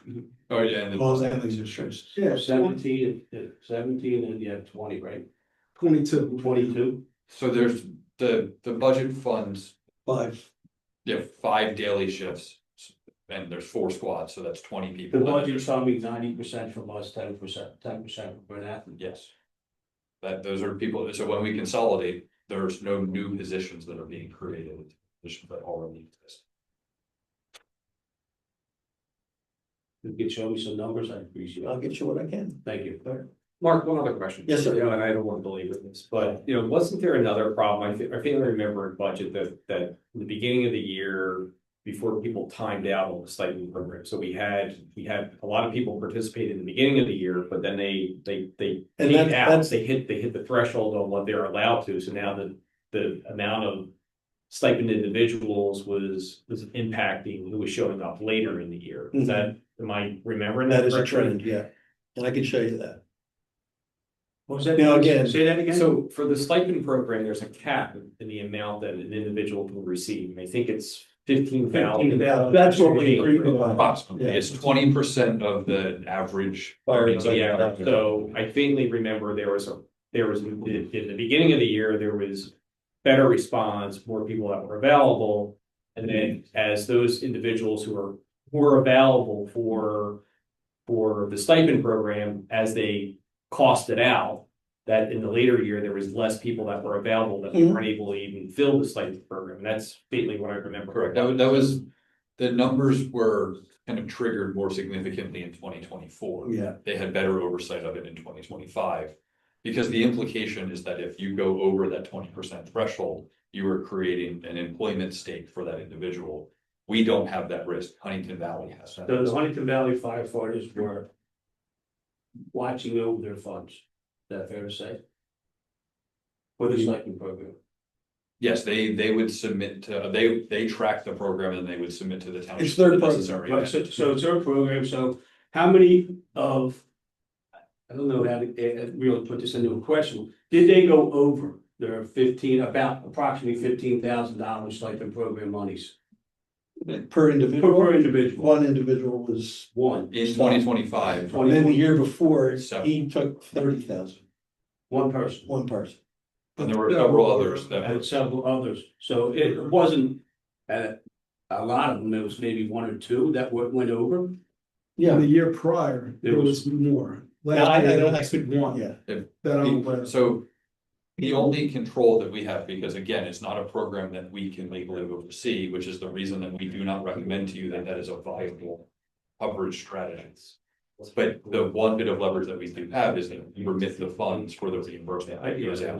So our concern was that if they were paying too much to one individual, our trigger was, well, let's get together, review what those numbers are, and we are going to stop paying if you don't go. So that's how it runs. All right. Any other questions for the chief? Anything online? Thank you, Mark. That brings me to my liaison reports. My first one up is the Huntington Valley Library. 2025 ended with our library director Pam Dahl receiving the Patricia A. Dobbin Memorial Award from the Southeast Division of the Pennsylvania Library Association. This award recognizes her for demonstrating outstanding commitment to the library service. I would like to personally congratulate her. Pam is an incredible asset we have in this community and does wonders for the library. 2025 saw the library patrons saving over $1.6 million by using the library instead of purchasing materials. They held 608 events with 10,677 attendees. There were 126,683 visits to the library. New tables and chairs were purchased and installed in the quiet study area. And if you want more details on their offerings, check out their website. My other liaison, civil service, I have no report on that, but I'm sure we'll have some news coming up. That's it. Back to you, Commissioner Kurtz. Thank you, Commissioner Canale. Next, the chair recognizes Commissioner McDade, Chair of the Public Works Committee. Thank you, Commissioner. The National Pollutant Discharge Elimination System is something that we have to talk about tonight. Our engineer, Tim Woodrow, will fill everybody in. It's basically our basins, pollution, and other things that need to be addressed with this program here. So Tim, if you like, you can explain. Thanks, Charlie. Recall that the Pennsylvania Department of Environmental Protection enforces certain provisions of the Federal Clean Water Act. And they do that by issuing the township a permit, our MS4 permit, which describes how we operate our storm source systems. That permit has annual reporting requirements. In fact, DEP came to see us the other day in Public Works and did a good housekeeping review. I think we got some very good grades. Thank you, Steve. And amongst other things, public education, public outreach, illicit discharge detection. But one of the things that is an obligation is for the township to prepare a pollution reduction plan. And when we're talking stormwater pollution, we're talking things like lawn fertilizers, salts, brake shoe wear, oil drippings, antifreezes, things that come off the cars that on the roadways that get washed into our streams. The vast majority of our pollutants are described as sediments for the Pennypack Creek and the Huntington Bay Creek. And so over the last year or so, we've been implementing or preparing a plan to address those sediment loads in our creeks. Remember last summer, we did a basin retrofit of a Longview Lane. That is one of our first stormwater improvement projects. Last month, the board awarded a contract to retrofit our Ramage Run basins and the basin at Pine Road School, all in furtherance of this pollution reduction plan. So they were preemptive actions that we took. This overall plan describes how we're going to meet in the next 5 to 10 year horizon. The balance of the goals set by DEP is to reduce our sediment load by 10% over what is existing at the date 5 years ago when the program was implemented. And so this is a study, a plan going forward. It's now available on our website for public comment. Part of the DEP approval process of our pollution reduction plan is to allow the public to see it, ask questions. Certainly take a look. Give Chris or I a call. I'm probably the best resource to answer any questions you may have regarding that plan. But it's on the agenda tonight just to make this announcement and look for any comments that people may have on this actions. Any questions for the board? You have any questions from the public? Wait, I have a question also. I wasn't allowed. This is all things that pretty much that we're doing, although there are some that we're going to be requiring others to do it. Yes. Right? But what is not mentioned here is what BET is doing with raising the stream bed and turning from impervious. That's a very good question. Okay. So as part of this permit, there are 6 minimum control measures. One of the minimum control measures is to assure that our landowner and developers are following proper protocols in their construction activities. And so a developer, Toll Brothers being one, certainly the Philmont Country Club being another, is obligated to have their own unique NPDES permit for their stormwater operations and erosion control measures, and we have to maintain our ordinances to assure that we are making our landowners and developers meet those special requirements. So what Bruce Toll is proposing at the apartment complex is things that allow him to meet his obligations. So we can include them with us. We can't. The part of the problem is that this program really is a look back, trying to make up for sins of the past. We recognize that, in the 70s, the 80s, the early 90s, there was before that, 60s and 50s, a lot of development that occurred without any forethought with regard to stormwater runoff and stormwater treatment. And so what we're trying to do through the DEP program is go back and try and clean up some of the streams, removing some of that legacy sediment from. Okay. And our plan is to do the basins first, and then eventually we'll get to stabilizing the stream banks. That is correct.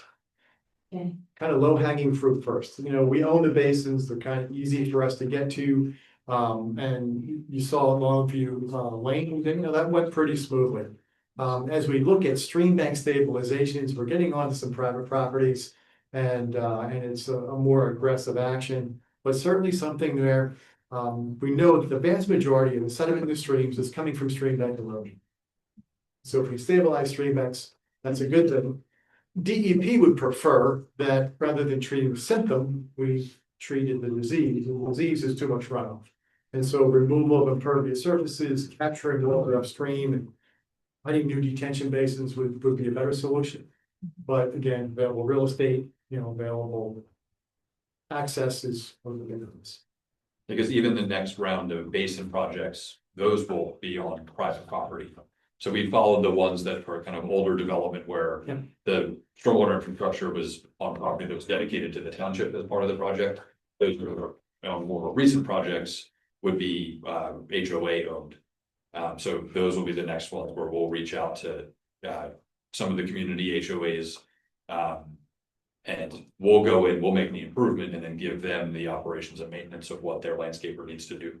And is there, just my background is, I'm an environmental engineer. And, thinking about, the bigger problem, which is the impervious surfaces that contributes to the runoff.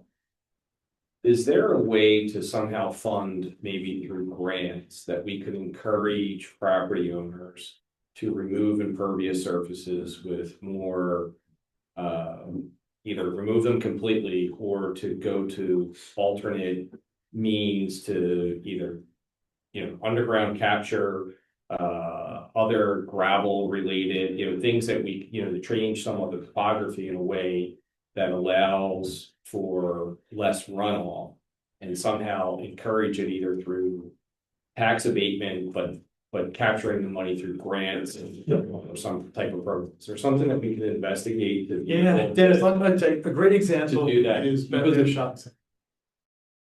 Yeah, because unless you, like, a way to attack it is that, like, we have less ground to be able to develop now. And unless there's some great financial incentive, property owner, they're not gonna want to do it, but maybe we can encourage it somehow to say, hey, there's some money that's available either through grants that the township would help fund projects or through some tax abatement, but we would make it up through a grant program or some other funding means to encourage people to, remove impervious surfaces or do something, or to improve the situation. So Jen, the city of Philadelphia has a stormwater tax. It's a fee based upon the amount of impervious surface on the property. The city of Philadelphia was obligated by DEP to start these programs earlier than the suburbs. And they've got a tax abatement program or a fee reduction program, but if you implement stormwater controls on your property, your fees are reduced. And so the template exists. How we would fund that and how we can make that happen, maybe another question for us, but it's a good thought, yes. Something to think about. One of the basins on private property, like say Crescent Field where we went out in business, it's their responsibility, correct? That is correct. But can the township enforce anything to make sure that they're properly maintained? Yes. And so, again, part of the more recent history with these permits, call it the last 5-8 years, is that when a project is approved, there is a stormwater operations and maintenance agreement that is executed between the developer and the township and is recorded with Montgomery County Recorder of Deeds. And that gives the township, or I think DEP, the authority to go in, inspect, and mandate improvements. Yes, more recent projects have that. Our problem is that we have, well, just because of the nature of our community, we have far fewer recent projects. We have all of the legacy ones that don't have these things attached to them.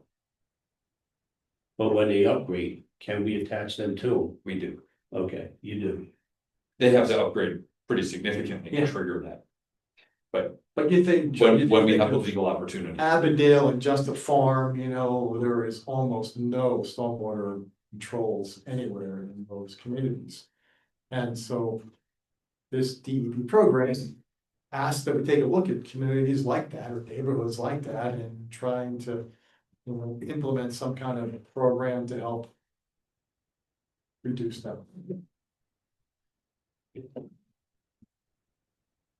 Any other questions from the board? Any from the public? Hi. This time I'll help. Anyway, once again, my name's Harvey Mills, 240 Brookdale Drive. My question is for Steve. It's about the trash hauler, a new trash hauler. I'm not sure this is. Sir, It's gonna be. cover that next. Okay. Thank you so much, though. Can I say my name? Going soon. You know me. It's next. Public Works. So, Mr. McDade, do you have, I believe you have to, you're gonna next read that statement? Commissioner McDade? We talked about that. Go ahead. Steve already explained that statement. Okay. But Tim did, I'm sorry, Tim already, yes. So my next list on the agenda is Public Works. Today I had the privilege of going on a tour with the heat and removal facility with Steve. Very nice tour. I got to see the new trash truck. Well, if we get it, that's a big part of our problem here in the township. And we did talk about the trash. okay, the complaints. What we're doing right now is we are actually taking the complaints and listing them of how many calls we get each day. Yesterday we did receive 10. I don't know what we had today, Steve. About 25. 25 today. Okay, so it is a problem. I did get an email from some residents in Ward 2 about what they witnessed, you know, how they flip it in and the trash flies all over the neighborhood. That's a problem that we are addressing. Steve has been working very closely along with Chris, because the gentleman comes into the township building and he reports every day. So that's something that we're looking at, okay? The door hanger that was attached to the new bins that were delivered to each house specifically states on the door, on that door hanger, that only the specified trash bins would be collected from Belinsky, okay? I know we have families with 4, 5, 6 people in it where they need 2 bins at the curb. But if they're not marked low or morning, they've been bypassed, okay? And that's one of the problems that we're addressing. I don't know how to handle that yet. We've got to talk to Belinsky to see if it's compatible. I don't see why they can't pick it up. Doing it, anything bags left beside them containers, they're not getting out of the trucks to pick them up, but there was an understanding that we had for the first couple of months that they would get out of the truck, but these guys aren't getting out of the trucks to go in that dumpster that goes into the back, and that seems to be a problem too. So we're looking, we know about the complaints, we're trying to resolve them, but you know, we're we're not getting anywhere quite yet. And but I think we're getting more complaints, so we're gonna have to really dig deep into this to see how we can solve this issue here. Most of the complaints that were around, people are not using the township issue container. That they call and say, they didn't take my trash. First thing Kelly says, are you using the container? And they say, no, I'm using my container. Their trash can. Yeah. But if it's compatible to our trash can, why aren't they picking it up? Was that? I think that's part of the contract. Is that part of the contract?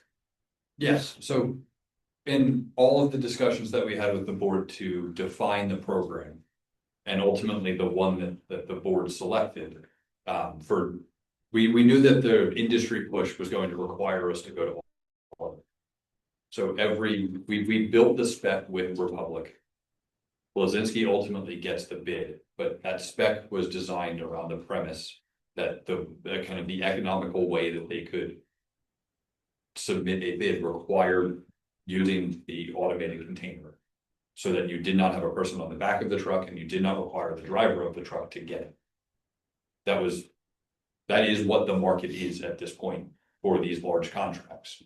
So that's what Republic, their feedback was to us for how to bid it. That's what we talked about with the board would be the expectation. And that is ultimately what Blazinski has the obligation to do per that specification. But I think what our Commissioner McDade is saying, and I got the same complaint, that if somebody has the exact same container, same size, it looks, the only thing that is missing is Lower Moreland Township on it, but it is that exact same container that they're not picking them up. And that, I think that's, and I got the same complaint by a couple people too. But don't we have a tippage where we had to do it based on the number of cans? Wasn't that part of the contract for the bid on this?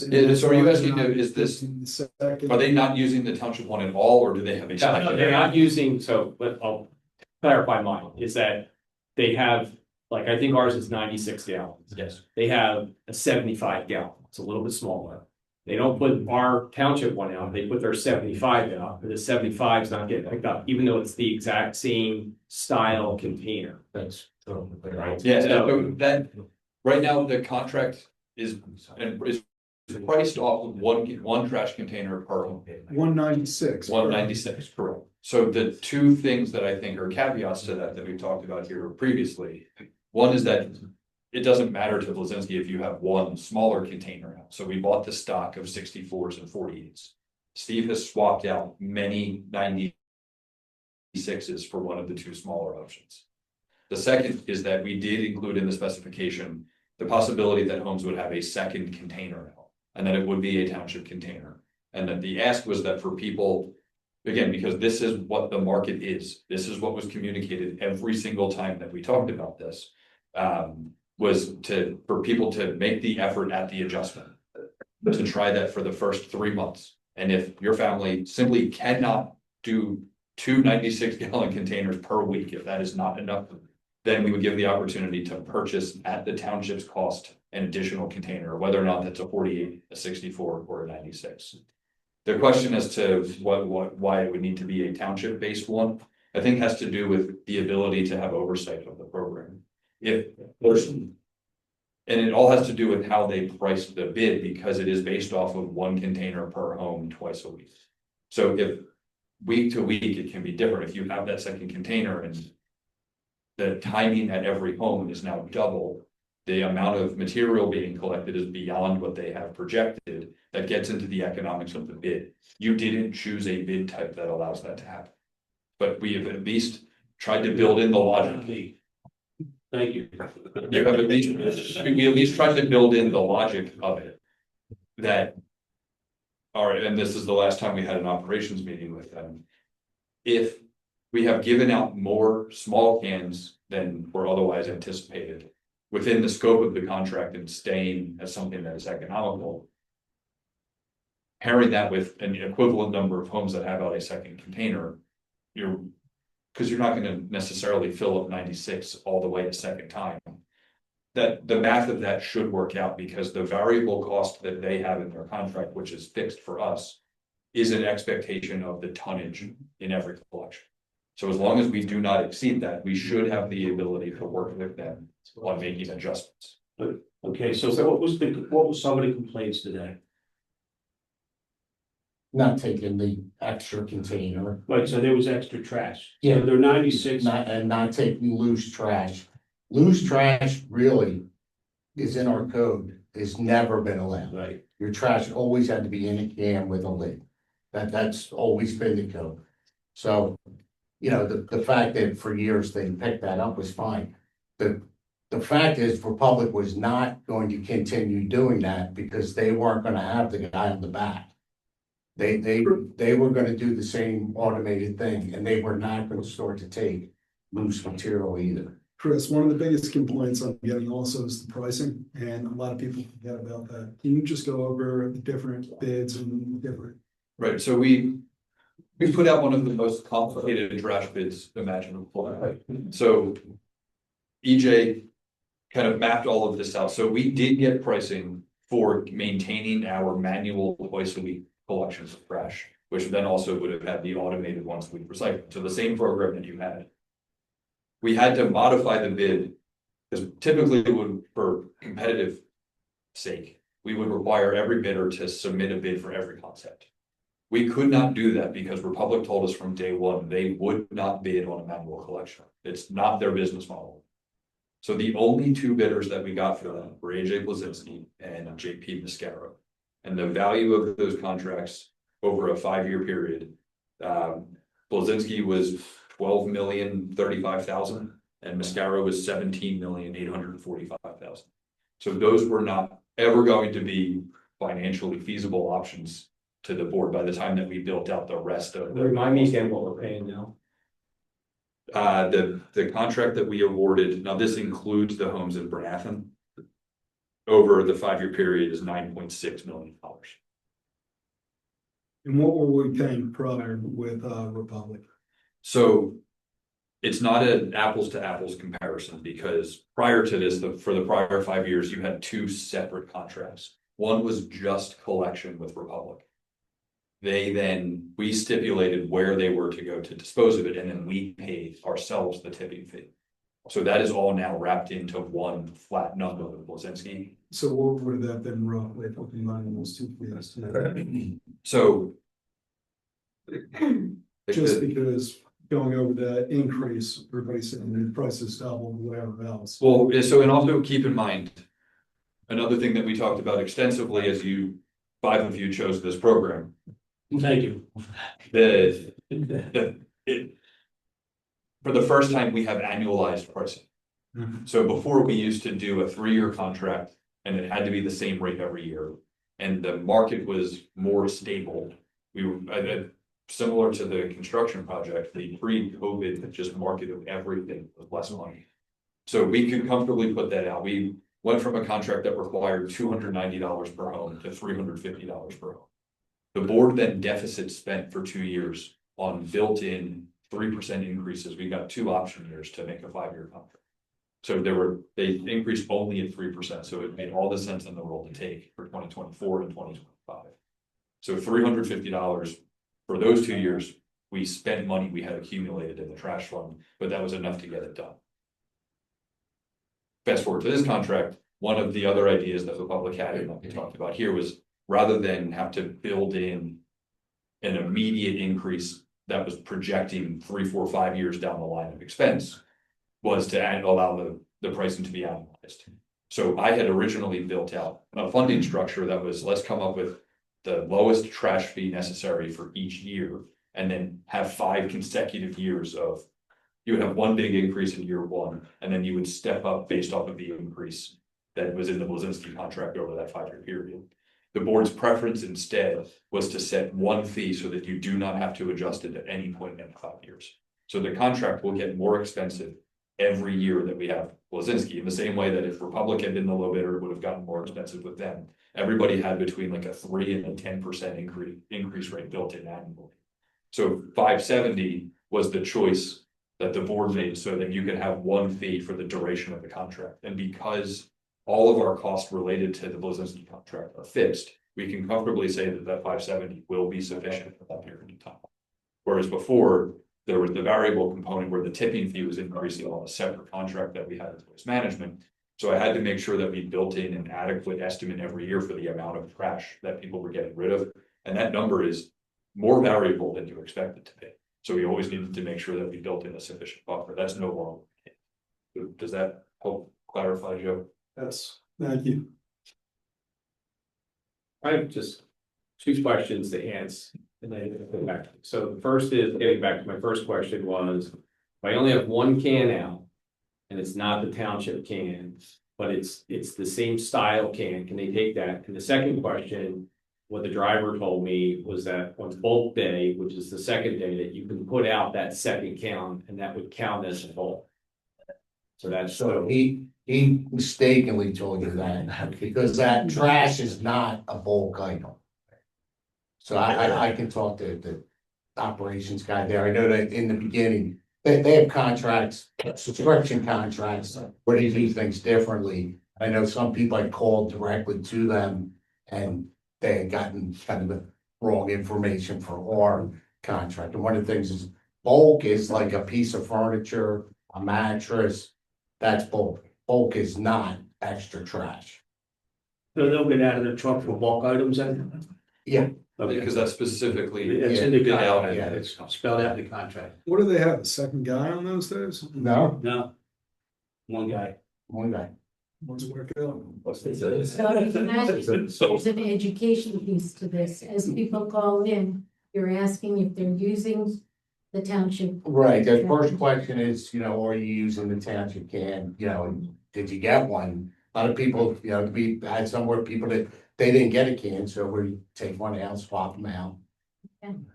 Yeah, I don't know that I have a logical answer to it. We're only putting out one can and it's not the township can. Why wouldn't they take it? But my follow-up question is oversight.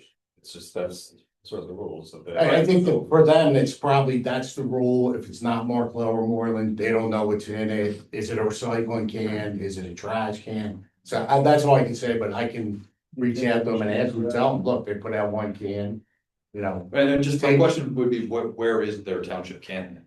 So we can deal with it for 1 week, but they have the can.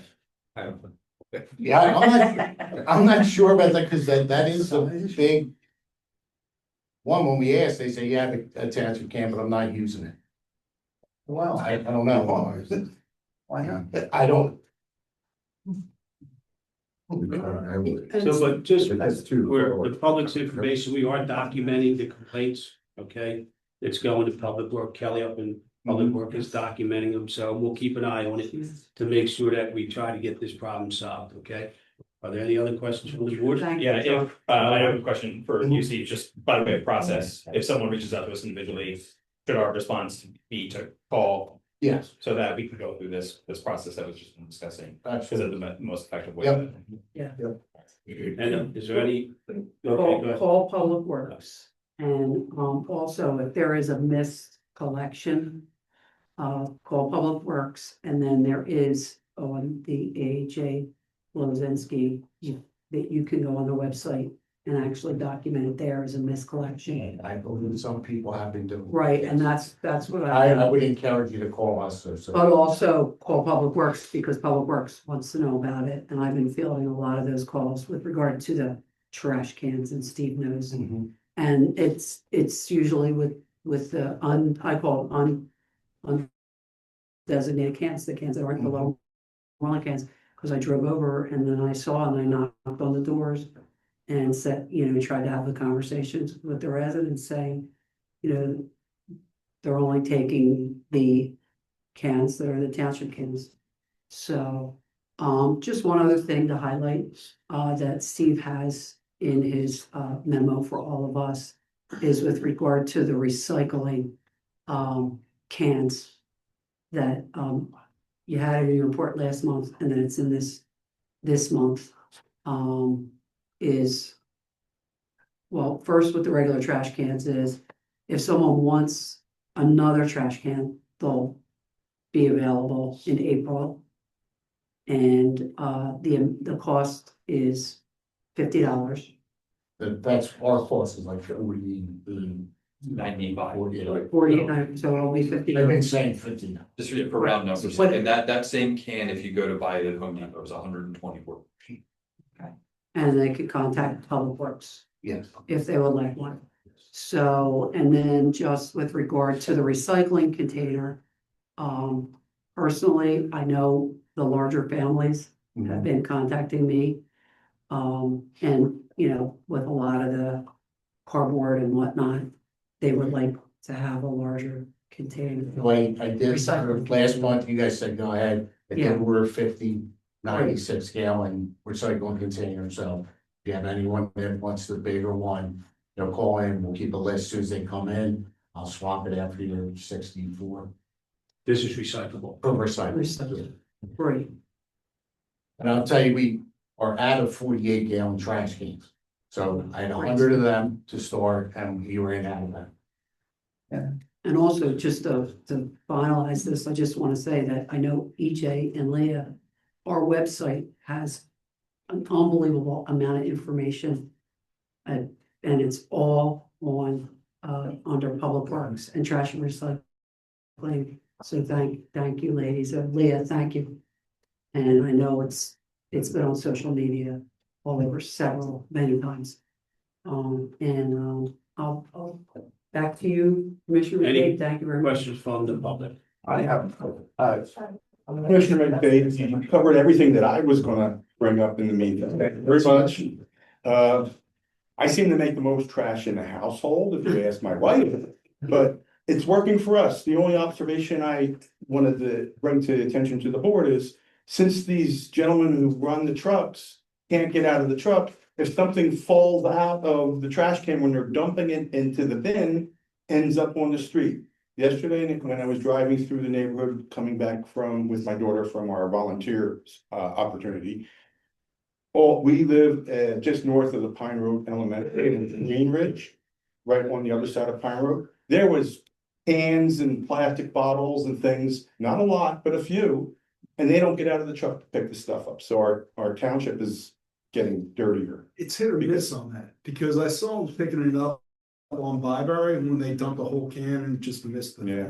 But, yeah, you're right. They should absolutely get out. So if you see that, call me immediately. I can get a hold of them immediately and it'll be picked up. Okay. I 100% agree. That is part of the problem with the device that they use specifically with recycling, especially on windy days. If he doesn't dump that basket a lot and it fills up, it will tend to blow out stuff. Yeah. Sometimes it's the wind, but on a non-windy day, it's really. Thank you very much. Anytime you see anything like that, call me and I'll take care of it. Okay. Commissioner McDade, you wanna, it's hard to hear online. I would ask- And repeat that, Yeah. what our Public Works Director said about the recycling Yeah, thank you. If the recyclable is being dumped, and like Steve said, they may fill that container in the front too high, and then you'll have that problem where it goes back and some overspills the truck. They're supposed to get out of the truck and pick it up. Absolutely. If you see it or witness it, call the township immediately. They'll get in touch with Steve. Steve will get in touch with the trash company, and we'll make sure that that area is cleaned up. Okay? Now, if the township has to do it, I'm all in favor of billing. Maybe that'll stop them, you know? Do we have There- still? There are penalties in the contract. We trigger the Republic penalties often. So we can consider that for Blazinski as well. There you go. Real quick. Josh Glickman, 10.2, went side of the lane. Dennis, last month, you were saying something about the 96-gallon trash bin is too big for residents to take down. That they wanted a smaller one, but they're using their own cans. And they're putting it down at the curb, and AJ is not taking those cans. Is that what you were saying earlier just now? That's the complaint that I got was that a resident was residents were using a smaller can, that they didn't get one of the 48 cans, but they had the same style can that they could, that, you know, it's the automatic thing, and they had one can down and they didn't pick it up. So what's the solution? Is there a way to set back the 96 and give them 48? So that's a program that people know about when it starts. Yep. And that's gonna be what, in March or April? No, that's right now. People have been able to swap out for a smaller can. But how do we communicate that to the residents? Well, it's been communicated a bunch of times, All right. you know, through the newsletter, and maybe it's even in this upcoming newsletter, and I know we've talked about it here, that they can swap it. I mean, it seems like we talk about it every month, that. Right, no, the that's what we're can's too big, saying. it gives them- No, not for me, but that's what you're saying, because I know older residents didn't want to drag down the 96 was too big. Right. So, all right, that's it. That's to reiterate that. Thank you. All right. Any other questions? Steve? You have you report? Mainly the trash, the snow, I think we did a great job with the snow. I'll tell you, we're one of the only townships that this past Friday, Saturday, we didn't salt anything. So there's plenty of salt on the roads. When you know, I came in to work on the ceiling in here, but every other tent said salt. I don't know why. There's plenty of salt down. So one of my things I hate over salting. I hate bleached white roads. So it just good job by our guys. There was plenty down from the first one, and we didn't need to salt this last one. And we did get salted. So Yes, we did. We're Right. loaded with salt. Not the barge made it up, huh? We are still waiting on that contract. Well, I just wanted to tell you that I've had 3 different people come up to me and say, when I cross the line, it's so much better in Lower Moreland. So I know we thanked you last month, but it's important that you hear that. Thank you. We have a total of 15 public works employees, 15. We take care of the sewer. And then the rest take care of the township. These guys are out there plowing that snow. There's a total of 11 out in the street.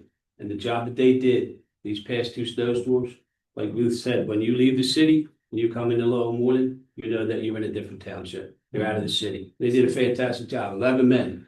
And they were out there for a long time. So kudos.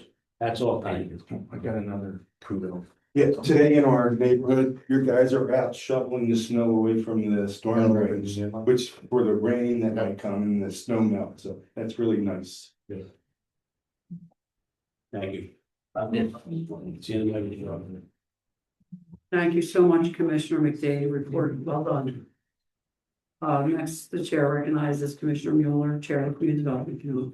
Thank you, Commissioner KURITZ. I have 3 items on my agenda tonight, and I'll try to move through these fairly quickly. The first item on the agenda, recall from last month, we talked about the $10,000 escrow that was held for the Westrum project. There was some discussion around the functionality of the stormwater basin. And I believe that has been taken care of or has been addressed. I know Commissioner McDade, you had some questions about it, but I believe you went out with Engineer Woodrow and Chris, Tim and I went out, we visited, we looked at it, with the close proximity of the two inlets in the parking lot. The basin filled up to past the discharge and exit into the creek, and what it did was it started backing up from the inlets in the parking lot in the rear. So it's just basin maintenance, that's what we thought, and that would solve it, so we're satisfied with. assuming that everything is satisfied, and I will ask if there's any questions from the board, any questions public or on Zoom. Okay, in that case, I'd like to make a motion to approve the final escrow release in the amount of $10,000, which will bring the total escrow amount that was held back and paid $10,000 for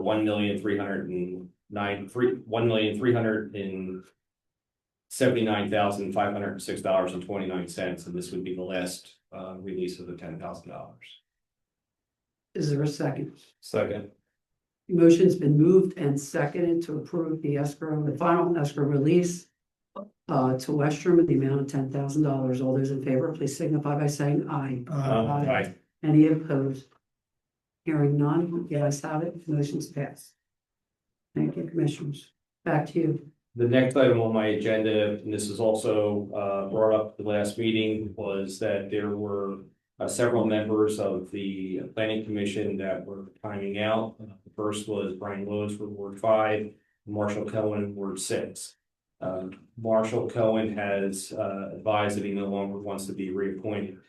So based on calls for interest for volunteers, the Board of Commissioners started interviewing interested candidates for the Township's volunteer board and commissions. My understanding, no Ward 6 candidates have been interviewed yet, so that spot will become vacant prior to the Planning Commission meeting in February. However, based on interest from the incumbent and another interview for a newly interested Ward 5 resident, the board can consider both appointments given the availability at large positions. If both are appointed, this would increase the planning commission size from 7 to 8, which is permissible by board ordinance. So so what I would be recommending, I need to get the resolution numbers, would be for Brian Lowe's for Ward 5 and then James McNulty for an at-large position to be appointed. Are there any questions? No, Mr. Lowe's is a reappointment, and myself and Commissioner McDade and Commissioner HAUSEN interviewed Mr. McNulty, and I hope the rest of the commissioners were able to touch base with them and talk to them. So, Do we touch base with both the rest of the commissioners? I did not touch base with McNulty, no. All based on your guys' recommendations, so I got a good report back from Dick, so he seemed very well. yes, Young kid, born and raised, went through our school system. Yeah, that's what. we really love them. Moved back in, I think it's his parents' house, he's renovating it, so. I mean, He's gonna purchase it. his age is there, he wants to get involved in the township business, so I thought he would be an excellent candidate for our commission. We all- And then he's young and he's willing to learn, and that's what I liked about the kid, so. I think he would be an asset to the board. Sounds good. Great call. We all, Any other questions from the public? Leah or Chris, I need resolution numbers, what numbers we're up to. And so if you're doing both, then the resolution for Mr. Lowe's would be that's -12. And for Mr. McNulty, it would be 2613. I'd like to make a motion to approve resolution 26-12, reappointing Brian Lowe's as the Ward 5 Planning Commission member for a term commencing February 26, 2026 and ending February 25th, 2030. Second. Just before we go on, I just have, I want to ask Mr. Lowe's a question. Okay. At the last township commissioners meeting, you were very boisterous and you were talking in between the conversation going about the reorganization, which is still a mess. Do I have your word that as a planning commissioner sitting up here at this table, that the professionalism level should be raised a little bit because you're dealing with township people? And instead of calling out like you did last week or 2 weeks ago, I interviewed you. I thought you were a qualified candidate for the planning commission, but your conduct that week, I was sort of disappointed in you. And I would expect a little bit better It from was you. reciprocal, Okay, thank you, so. But yes. thank you. Okay, did you ask for? I asked a core question, Jeff. Are there any questions? I'll ask one more time. Are there any more questions from the board? No. No. Any more questions from the public? On Zoom? Okay. I'd like to make a motion to approve resolution 26-12, reappointing Brian Lowe's as a Ward 5 Planning Commission member for a term commencing February 26, 2026, and ending February 25th, 2030. I'll second that again. Okay, motion's been moved and seconded to approve resolution 26-12, reappointing Brian Lewis as the Ward 5 Planning Commission member for a term commencing February 26, 2026, and ending February 25th, 2030. All those in favor, please signify by saying aye. Aye. Any opposed? Hearing none, the motion's passed. Thank you, commissioners. Back to you, Commissioner Mueller.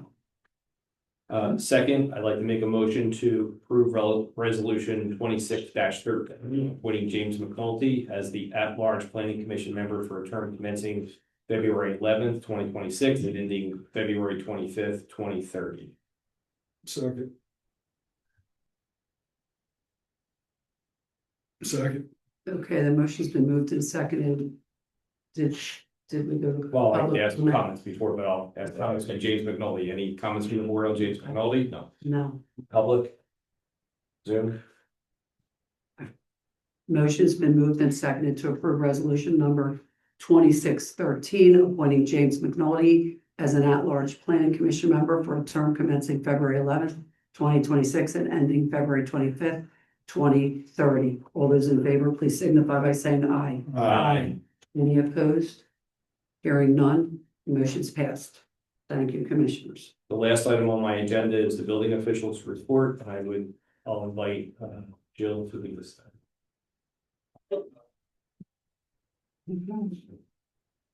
Hello, we had 44 permits, we did 180 plus snow shoveling violations. I would say probably at least half just shoveled. We had some issues with some people, having to go out again. We're probably gonna do a small handful of additional violations to people that still have not shoveled, but overall, people were pretty receptive of the violation notices. We had a PASO meeting, we had a bunch of UNO inspections, we went to court, and last month I wasn't here, but Ted mentioned that I was for our PennBach training, that organization that we belong to, that I was a new educational organizer. He is the treasurer, so if I'm going down, he's coming with me. So we are running PennBach, so that was it. I'm proud of you both. Thank you. Are there any questions for Jill? Jill, so if you go out again and it's still not shoveled, when you're saying an additional violation, what do you want? Or citation. Another fine? We're going to do citations at this point. Citations. We were pretty lenient if you made an attempt, Right. you know, so really the people that it's still just like completely flat and have not even made an attempt, because it's just tough, because you saw the kids walking in the street. Yeah. And, you know, most people, after we have a red violation notice that gives you the option of like, you are in violation, pay the $25. We didn't make anybody pay it. And a lot of people came in, we talked to them, it was fine. And just some people haven't done anything. And it's just hard because with all the snow in the street and people walking. And now it's ice. And so. Well, but it should be warming up, so it was like today, it was a little warmer, and I saw some Right. residents trying to work on it, so that's a good sign. And from the last storm before, we had some issues. I know like in your ward, we went out and checked and it was fine. So some people just needed a friendly reminder that, you know, it's your job to shovel. Thank you. Any other Appreciate it. questions? Yeah, I'd like to get up with. Yep.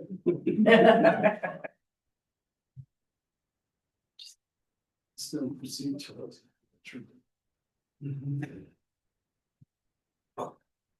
Mark and George, Yale Road, in regards to the, snow shoveling and, it's an ordinance and I think we need a lot more, enforcement and teeth into some of these fines.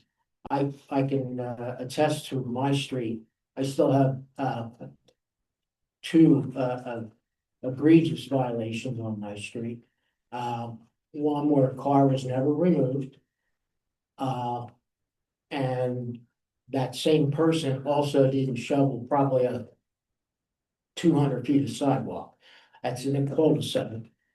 That prohibits big vehicles from even entering that circle and getting out. I don't know how they did with the plows, but it's just unacceptable. And you need to go after some of these people that think they can just violate. So I know code enforcement has been working on it. You can just state your name and address for the record, even though we know who you are. Mark And George, is- Dale Road. 19006. Okay, can you just let Jill know, and is it, which street It's on it Dale is? Road. They know. Is it on Dale, and then they'll follow up? I know, I had already talked to Ted, you know, minimum, this is 15 days out. I hear From 30 hour. It's egregious. So it shows a lot of disrespect and it's not fair for the neighbors that cannot use that sidewalk. We have walkers that now have to go into the street. So. I hear you. Thank you. Thank you for your comment. Thank you also. What was that your report? Thank you. I'll return it back to you. Can you check to see if that car is abandoned? On the cold sector? Yeah. If it's abandoned, shall we get it removed? That's up to you. Yeah, If it's yeah, abandoned. yep, if it's abandoned in the street, yes, that's what it does. Okay. Thank you. Thank you, Commissioner Mueller.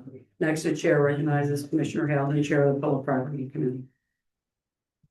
My first report is on the Historic Architect Review Board, which I will pronounce as HARB, if you don't know. The member, Luis Vicente Rivera, his term is set to expire in April. We'll need to discuss this. He is also our architect. So we'll need to talk about this. We're not sure that Mr. Rivera will be interested in, well, will be able to complete another round. So we may have to, if everybody knows an architect who might want to be on the hard board, please let us know. They just have to live in the township, or they don't have to? They have to live in the township. But not in the harbor area. So the harbor ordinance also requires a building official to be an appointed member of the harbor. However, it's more of a liaison capacity. So I've been there with Ted. I haven't been there with you yet, Jill, but Well, you get an invite. so I am reading what Manager Hoffman wrote. Oh. It says, I am thrilled to recommend Jill Mateus and Ted Middleman for reappointment to their. I put thrilled in italics. Okay, so that completes the HARB report. As far as sewer, it actually went quite well, especially considering the weather. But I'm guessing that we still do not have those generators, right? No. Okay, you'd said they'd come out at the end of the month. Yeah. That month is done. So if you want, I'll call. All right. And then liaison, there is a Huntington Valley Women's Club meeting on Thursday at 11:30 at Gloria Day. If anyone is at all interested. And that completes my report. Thank you, Commissioner Housen. Next, the chair recognizes Commissioner Blanton, Chair of the Ordinance Committee. Thank you, Commissioner KURITZ. I have just one item on my agenda for tonight. This is the zoning hearing board summary. We spoke last month about the zoning hearing board decisions of January due to the unusual time of our meeting on the 29th. So all I have to report today are the two applications for this month's agenda. Application number 26-01. This is the application of Igor Zubov of 856 Robin Lane.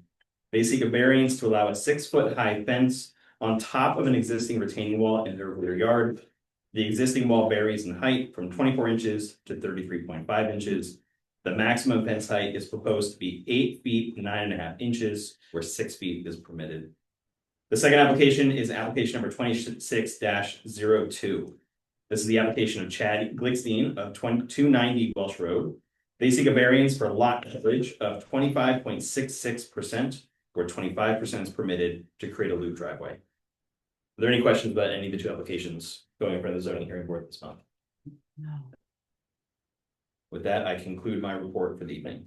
Thank you so much, Commissioner Blanton. I'm going to review really quickly my liaison positions. I realized I skipped them.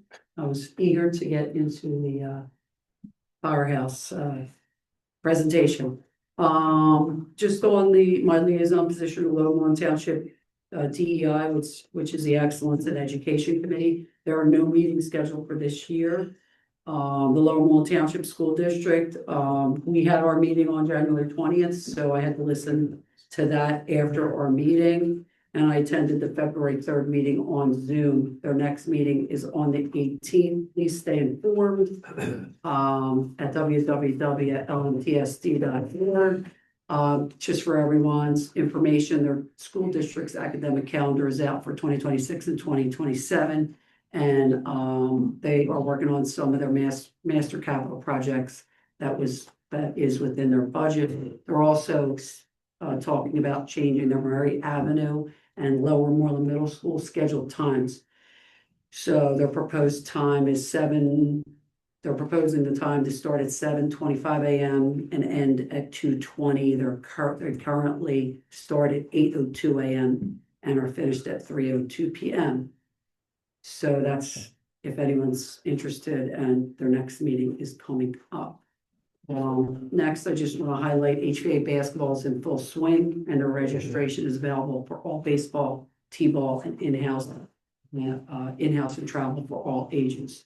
Next, under Lower Moreland Township Community Events, tomorrow night, we have Katie Fisk from Briar Bush Nature Center, and it's creating backyard wildlife habitats. And it's a great presentation. It's interactive and engaging. We have 27 residents registered so far. I don't know if there was anyone who came in towards the end of the day. She's going to discuss about basic birdhouse feeding, managing birdhouse and baths, trying to DIY your own ponds and rain gardens, and how you can turn your backyard into a 5-star wildlife resort. So that's about all that I have for this evening. And next we will go into non-agenda items. So we did have a lengthy meeting last week, and before I open this up for any public participation, I just want to move into the board that I'd like to look into options of exploring an odd number of commissioners on the board. I don't know what that takes and how that would look, but there was a lot of discussion revolved around that over our last meeting. And I'd like staff to try to look into that for us, and I don't know how everybody else feels about that, so I'd like some feedback from the board. Yeah, I mean, that's an obvious solution to this current situation. However, I'm confused by the agenda this month. Commissioner KURITZ, where is the reorganization? We never elected a president or a vice president, or came to a conclusion on the solicitor. In fact, when there's a tie, it is negated. So the solicitor position should be up and is no longer theirs. Ruth, we were following the first class township code, This is also first class township. which is the law, so when, I mean, we had 4 reorganization meetings, 3 active reorganization meetings, which stated when there is no consensus, the default is that the current sitting or legal counsel stated that when the current, it defaults back to the current sitting Right. president and vice president. Temporarily until the reorganization is completed or until the new president and vice president are elected. That is what the law says. So we haven't hit the until yet. I mean, I also do not want another 10-hour meeting, but I think that it's wrong for us to ignore the fact that no president or vice president was elected and that the solicitor was not approved. We shouldn't just ignore that. I think we have to continue the discussion on that. And if you're wondering about where I come up with the solicitor thing, under Robert's rules, a tied vote on a motion means the motion is lost or defeated. And Robert's rules are referred to in the first class township code. So. Can I help him once you're done? Well, wait 1 minute, Joe, and then I'll have you hop in is what we follow is my understanding is the first class township code and the sunshine law. And we don't follow a strict parliamentarian Robert's Rules of Order, but I can defer to Attorney Keatling. Can you help me out with Yes. that? And my understanding of this? Right, there's no mandatory requirement in the first class township code or any state law that says we have to follow Robert's Rules of Order. That's the way that you need to do your procedure, but first class township code does says, as we've discussed, that the solicitor serves at the pleasure of the Board of Commissioners, and until the solicitor is removed by a majority vote, they continue to serve. Same thing with the president and the vice president of the board.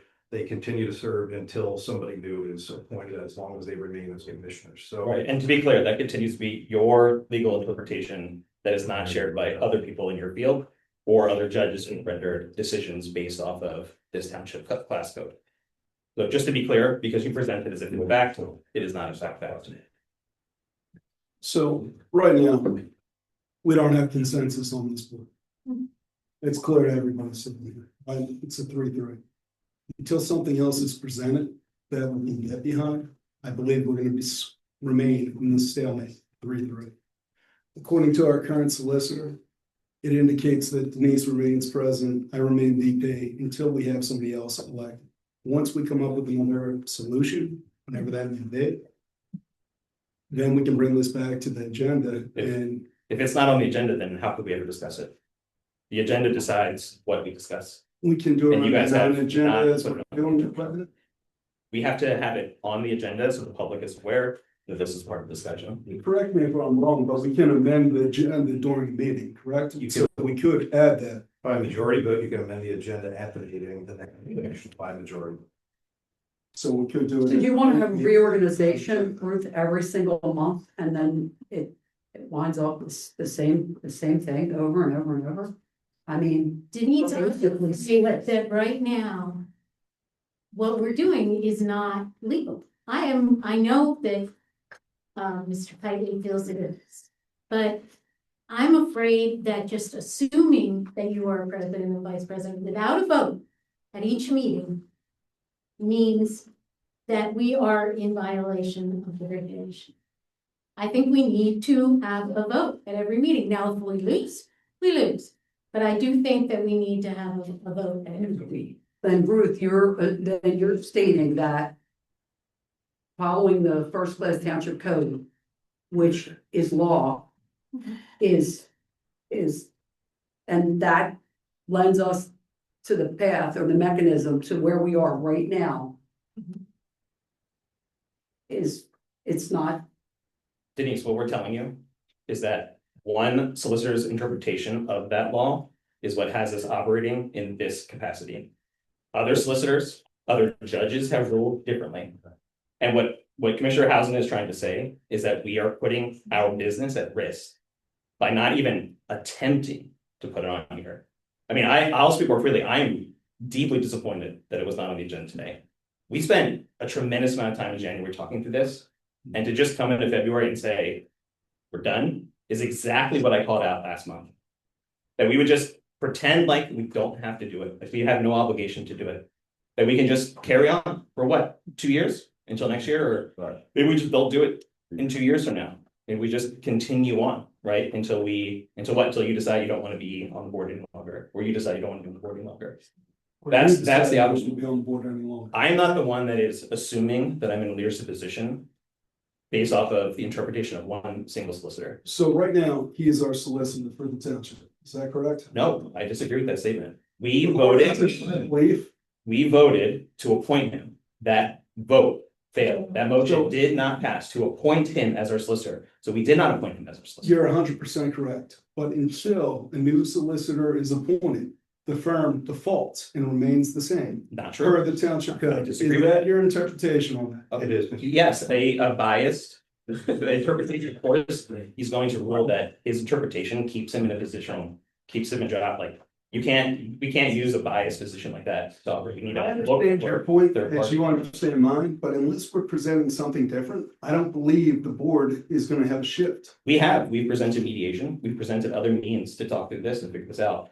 You guys opted out of that. Mediation is not in the township code. Mediation is a method to help us resolve this, and you guys have opted out of that process. You've also opted out of keeping on our agenda. You've opted out of the process of reorganization. It's a very convenient path to allow you to stay in this position. Sean, if there was something else to present, I would definitely take it under consideration, but if we're going back and forth with the same argument, it's futile right now. That's what we've discovered.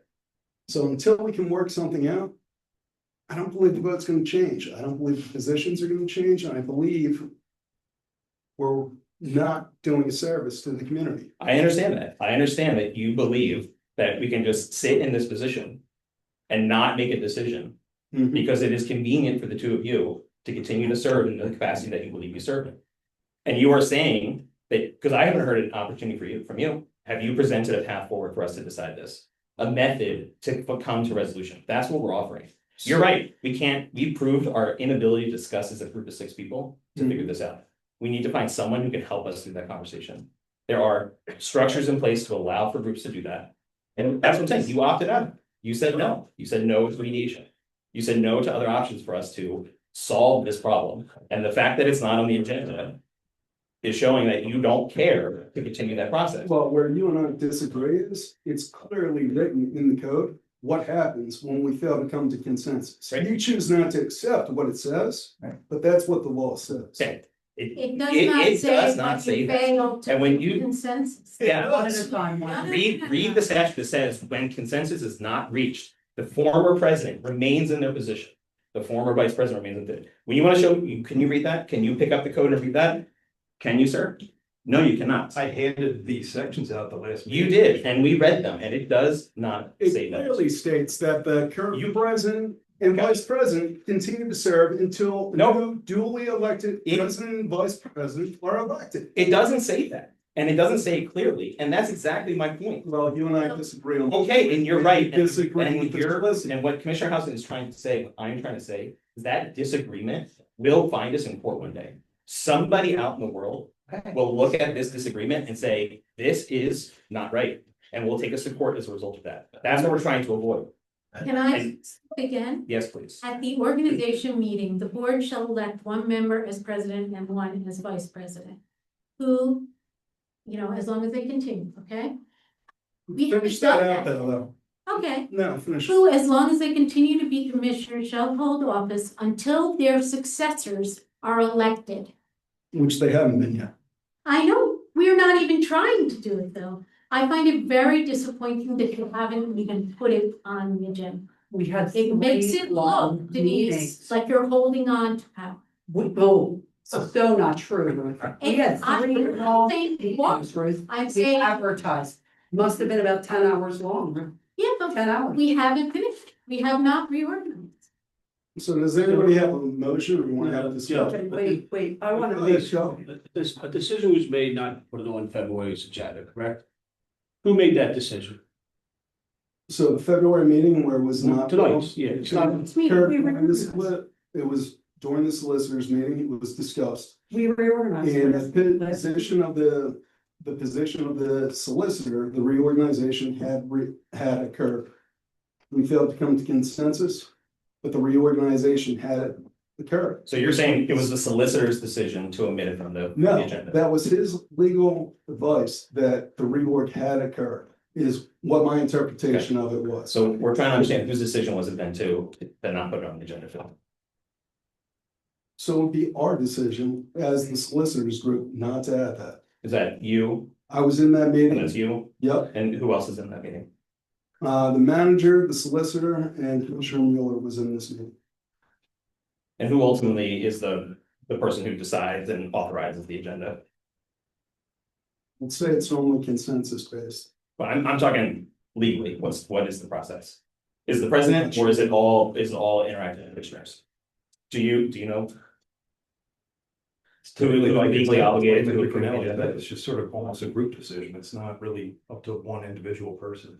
So it's not legally up to the president to decide. The president ultimately decides the agenda. Okay. That's who ultimately decides. So it's based By his opinion, we reorganized. We reorganized. I don't understand how we can say we reorganized. Because we had a different interpretation of the code between the two sides. Even if you ignore, his other point where he feels that this is incorrect, we still have not elected a president and vice president. You guys are assuming those positions and you're assuming. Code you read. No, it doesn't say that. Reread. It's all based on the township code. I just read it and it says until the successors are elected. Which they have not been yet. And the So we commissioners- keep And going. qualified. Elected and qualified is the line. Yeah, So, I don't. I don't know what that, constitutes, but, in that first class township code, it does not point to any path towards mediation.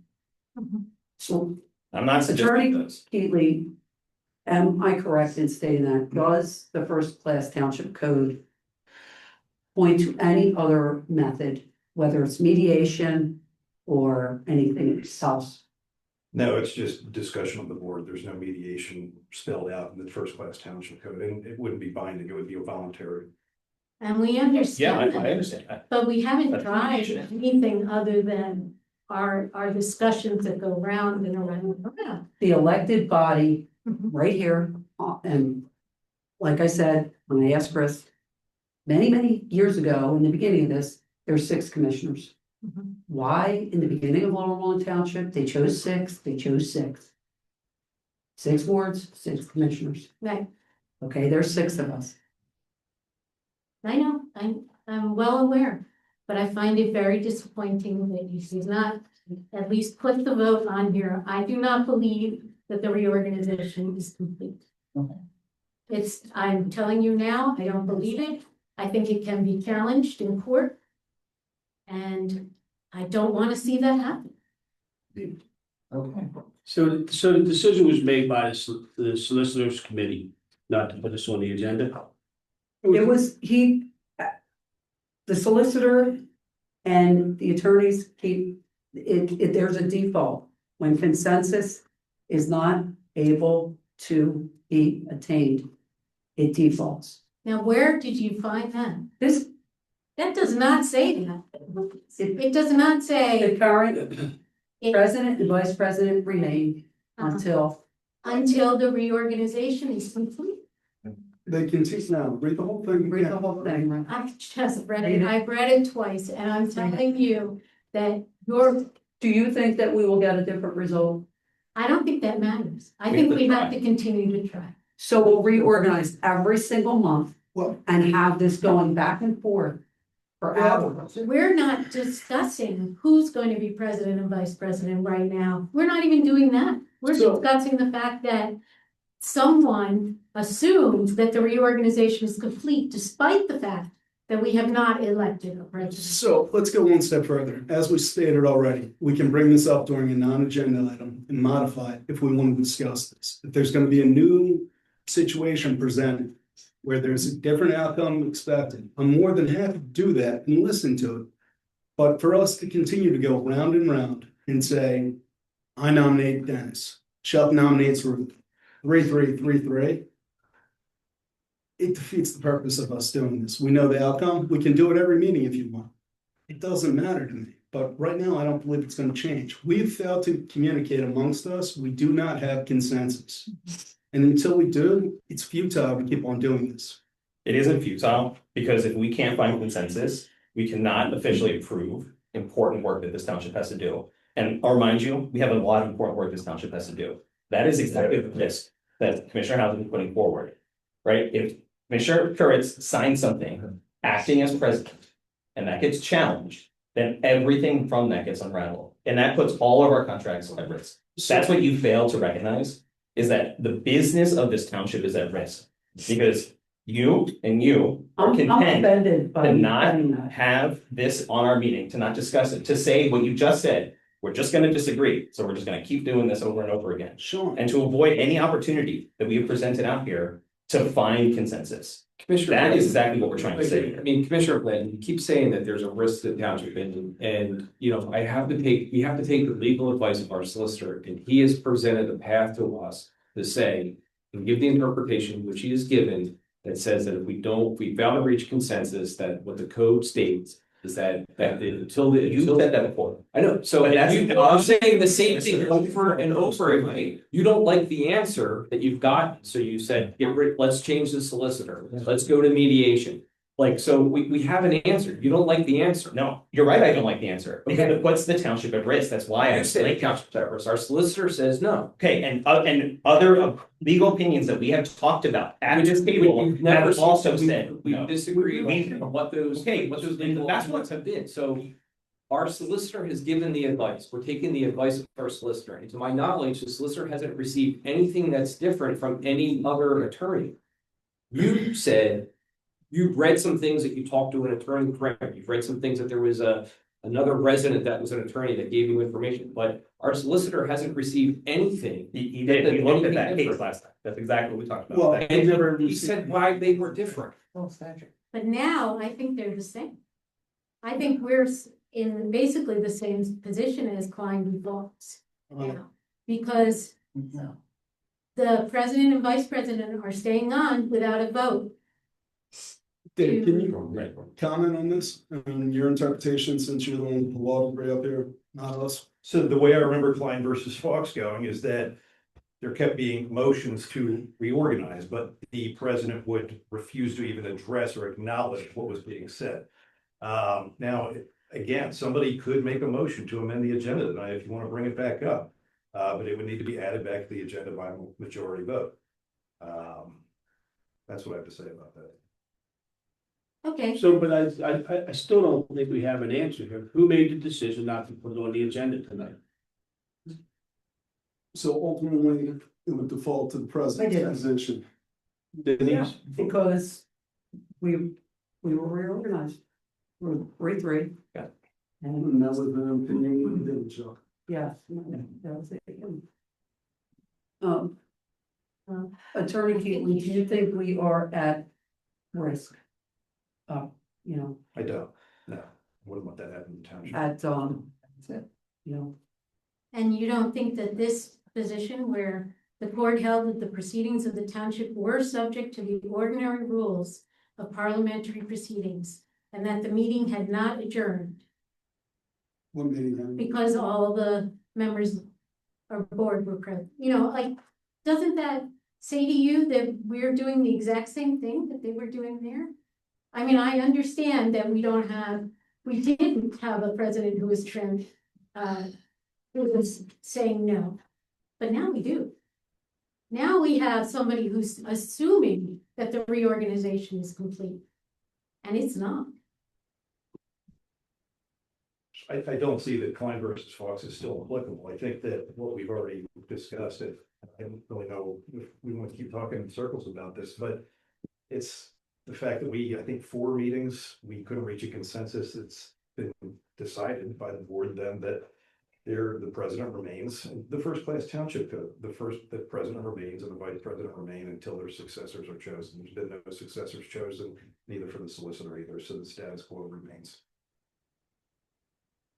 And we don't have to continue to try to reorganize? You can if you want. I mean, it wouldn't really stop it. The reorganization effort if somebody makes a motion. Oh, the agenda, so you are in effect stopping the process. Somebody could make a motion to add it to the agenda. But we can't with the solicitor, right? Because that is, has a pecuniary value. You can't just add something to the. That could be added as well.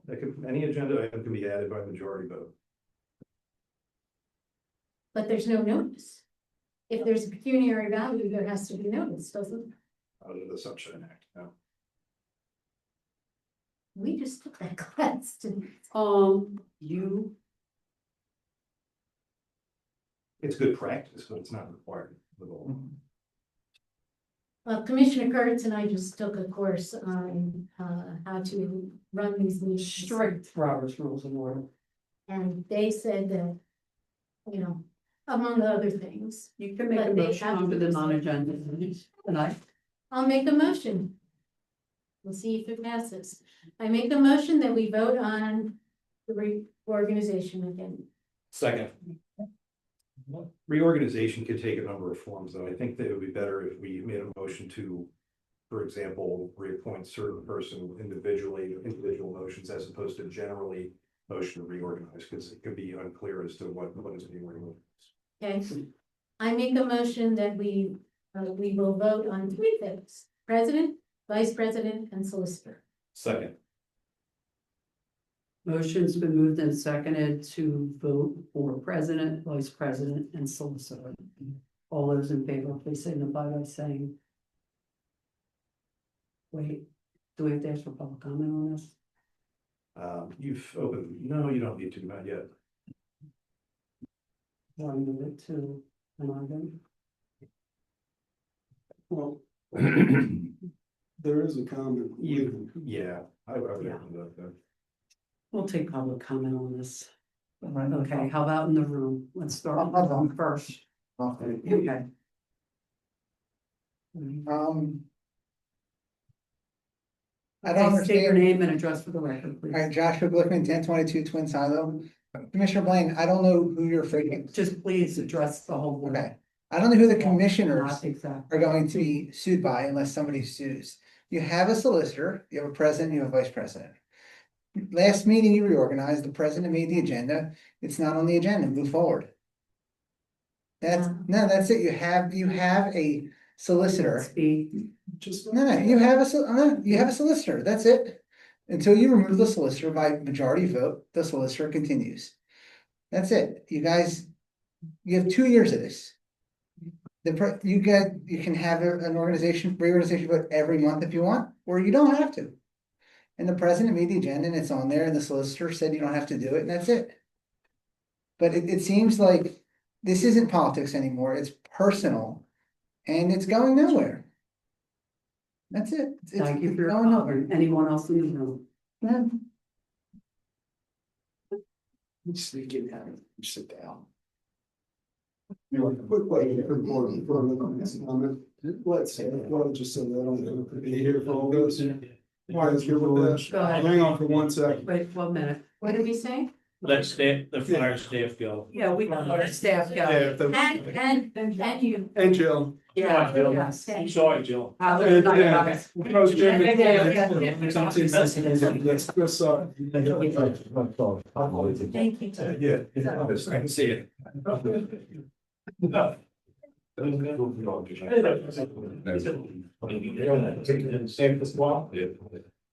Thank you, Harvey. Jake, you can take off too if you want. Okay. Mark DeGeorge, Gale Road, Huntington Valley. I'm shocked from what I heard tonight from Denise KURITZ that it was all settled. And we should have known about it. Why wasn't that news announced at the last meeting, that you're staying in your positions.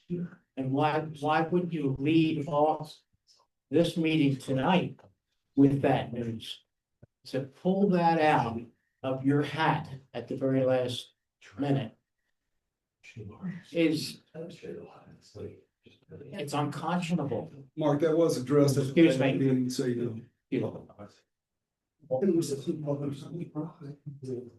This is public comment. We'll do that at the end. When, in the beginning of this meeting. It's not professional. I can't believe you just announced that this is the way it's going to be. That's what you're essentially doing. You've got to raise the bar a little bit and be professional. I'm shocked at the behavior. Thanks. Thank you for, Mr. George. Anyone else in the room? Anyone on Zoom? Lady? Okay, so who do we have? I can't really see that. Laura. Okay, Laura? Hi, it's Laura Calfayan, 3231 Maple Road. This feels like blatant obstruction to me. That's my main comment. This feels like obstruction. I'm 100% convinced that if the tables were turned and different people, if the tables were opposite of what they are now, there would be no way that, say, Denise and Joe and Dennis apparently would sit idly by and just allow nothing to happen at a reorg. There's just absolutely no way that the three of you would say, okay, we'll just let this go. And it's just so incredibly, obviously, blatantly disingenuous what's happening here. And Denise, for you to start off the end of the meeting and say, oh, now I see why it's great to have an odd number of, another commissioner. I'd like us to look into that. Gee, thanks. I've been saying it for years. And so this is obnoxious. This whole process, it's embarrassing. And I do not think that Ruth and Sean should just sit idly by, and at least they're making it known that this is a soured, disingenuous process. In no other political arena, and this is political, sorry, in no other political arena could this ever happen. Not in any other position would this happen. It's just seems like you're power hungry or super controlling, and it's bizarre to me. I also want to comment that at the last meeting, our manager made a reference that this is the first time that the equal numbers have been a problem, but actually it's not the first time equal numbers have been a problem. It's just the most obvious time equal numbers have been a problem. Equal numbers have stopped what could be improvements in this township simply because three people are able to say no to something. So I don't think that was an appropriate comment for our manager to say in a public meeting. Perhaps he just was generalizing, but I did not appreciate it. It felt very partisan to me. Thank you for listening to my comments. Thank you for comment, Laura. Anyone else there, man? Yeah. Go ahead.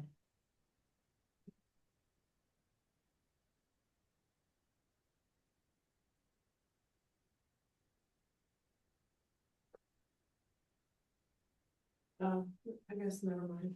I thought there was a hand, but it went down. Anyone else want to? I don't see anybody. Okay. All right, so we have a motion on the floor that Commissioner Hausen made, for president, vice president, and Solicitor. Appointment or solicitor. and it was motioned and seconded. All those in favor, please signify by saying aye. Aye. Any opposed? Nay. Nay.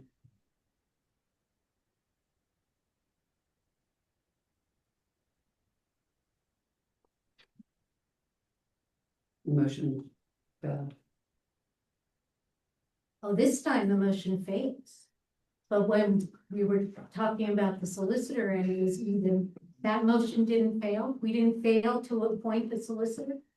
We did. When we had an We even. failed. We failed. We So failed. why aren't we putting that out to RFP? Because the current solicitor remains until another one's selected. That's fine, but Still need to find a new. we need to do an RFP for a new solicitor. That Or- would be your And pick. you guys can try it then, but, you know, when I suggested that, you said no also. And yet you know that they haven't been reappointed. He may be acting. But we need to put out an RFP for a solicitor. In putting out, solicitor, in putting out an RFP, you do have the opportunity, your firm does have the opportunity to put a bid in, correct? Of course. But so would it be for the best of the taxpayers if we put out an RFP for a solicitor in the township of Lowell and Wooded? Because they do have the option of bidding on remaining our solicitors. So right now, the only reason we're looking to reappoint is because certain members of this board disagree with the solicitor. What's speed for you, Joe? Certain Okay, members of so- the board right, disagree with his right. position. I and that's understand, why I we're asked the looking for solicitor, RFP. he agreed. But I'm Actually, just stating. Joe, if you remember at the first meeting, we said we voted against reappointing this solicitor. I do. That was before all of this stuff. Yeah, Well, that's true. It doesn't have anything to do with this. With It the had- president and vice president came Well, out for that. Yes, it did, but I'm. That's neither here nor there. But my point is though, he does have the opportunity, correct? Would if we went Right. out to an RFP, Right. but we need a majority of the board. We to need a authorize majority it, vote to do that. Which I don't think we have either.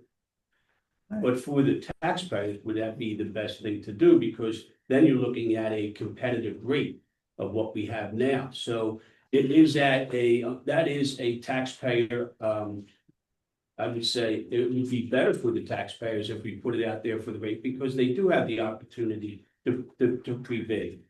I mean, we're not saying he can't bid, that's against the law. He has every right to bid. So if we go out there and we have other solicitor firms, other law firms that come back with a cheaper rate, wouldn't that be to the benefit of the taxpayers?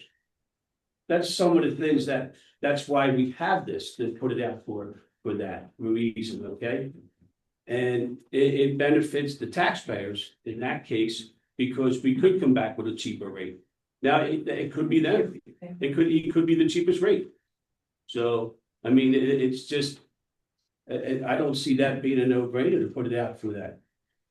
I mean, we all agreed that the reappointment of the solicitor failed. So now the next step is to put out the solicitor position for bid. It's Okay, the most equitable well- process, and it's the best interest of the town. I'm gonna make a motion that we start the RFP process for a new solicitor or the existing one. I'll second that. Well, there has to be a motion to add it to the agenda. All right, Right, yes, yes, yeah, that's Okay. what, that's the motion. Make a motion to add to the agenda, thank you. An RFP for the solicitor position. I'll second that. Is there any public comment on this particular motion before we go to Or vote? discussion first. I've given my comments on this before. So I believe this political. Me too. And that's for it. Public comment. Anyone in the room? Anyone on Zoom? Okay, motion's been moved and seconded to add to the agenda, will be March agenda. RFP This agenda. No, it'll be right now. right now, for this agenda, February, just or RFP for the solicitor position. All those in favor, please signify by saying aye. Aye. Any opposed? Nay. Nay. say he's been read, his appointment failed. Clear as day. Not much, day. All right. There's nothing we can do at this point. Yeah. But I have to tell you, I'm severely disappointed. As am I.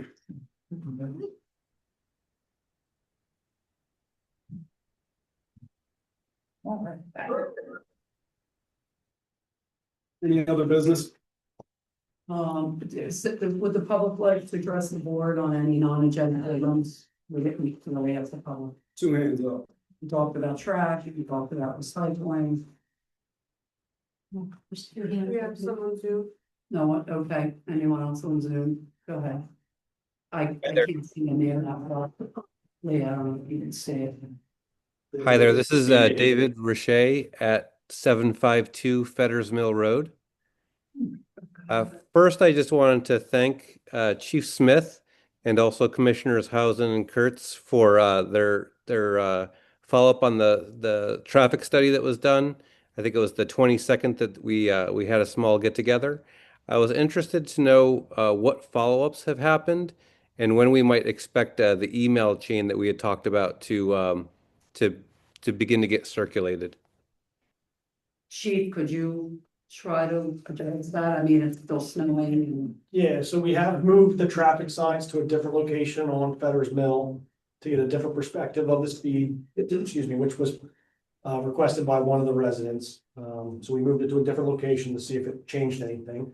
And there, I'll be honest, I don't think there'll be any more email communication unless there's something new that comes out of them. You can certainly, and I did send you an email, sir, just to respond back to you. I believe it was Monday, maybe. But yeah, there won't be any new emails going out unless there's something new that's found, but we don't have anything new at this point in time. Have we No, put up hidden driveway signs? Those are coming, yeah. Those are coming, the hidden driveway One signs. called it today, thinking with the snow melt, we'll be able to get them in. I was gonna say. Either late this week or early next week, they'll be installed. Yeah, but those are the things that will be coming next, would be the signs and just a follow-up at some point in time. After we remove the signs, because the signs have to go to other locations in the township.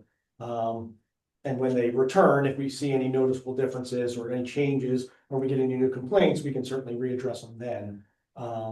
But at this point in time, that's what we try initially is our enforcement efforts, our presence, the signage, and see what kind of results we get when the signs go back to that area. Okay, thank you. Chief, Thank you. I have a question. Stop signs. I mean, it was in your report. What do you think? They're not warranted. at this They're not point in warranted, time. okay. Yeah, they're not warranted at this point in time. So we did, Sergeant Stevens had gone back out to review the site distance issue again that was brought up. He had already done it once. He did a second time, confirmed it. We did ask the residents to trim some back that would even improve the site distance, but it is still sufficient site distance. Okay. And that's where the sign is now, to see if the speed where that intersection is specifically could create any other issues and make it the site distance be different. So. Thank you. Anyone else on Zoom? There was. Not anymore, no think. Okay. Seeing none, hearing none, I will make a motion to adjourn. Second. Motion's been moved and seconded to adjourn. All those in favor, please signify by saying aye. Aye. Any opposed? Hearing none, we're adjourned.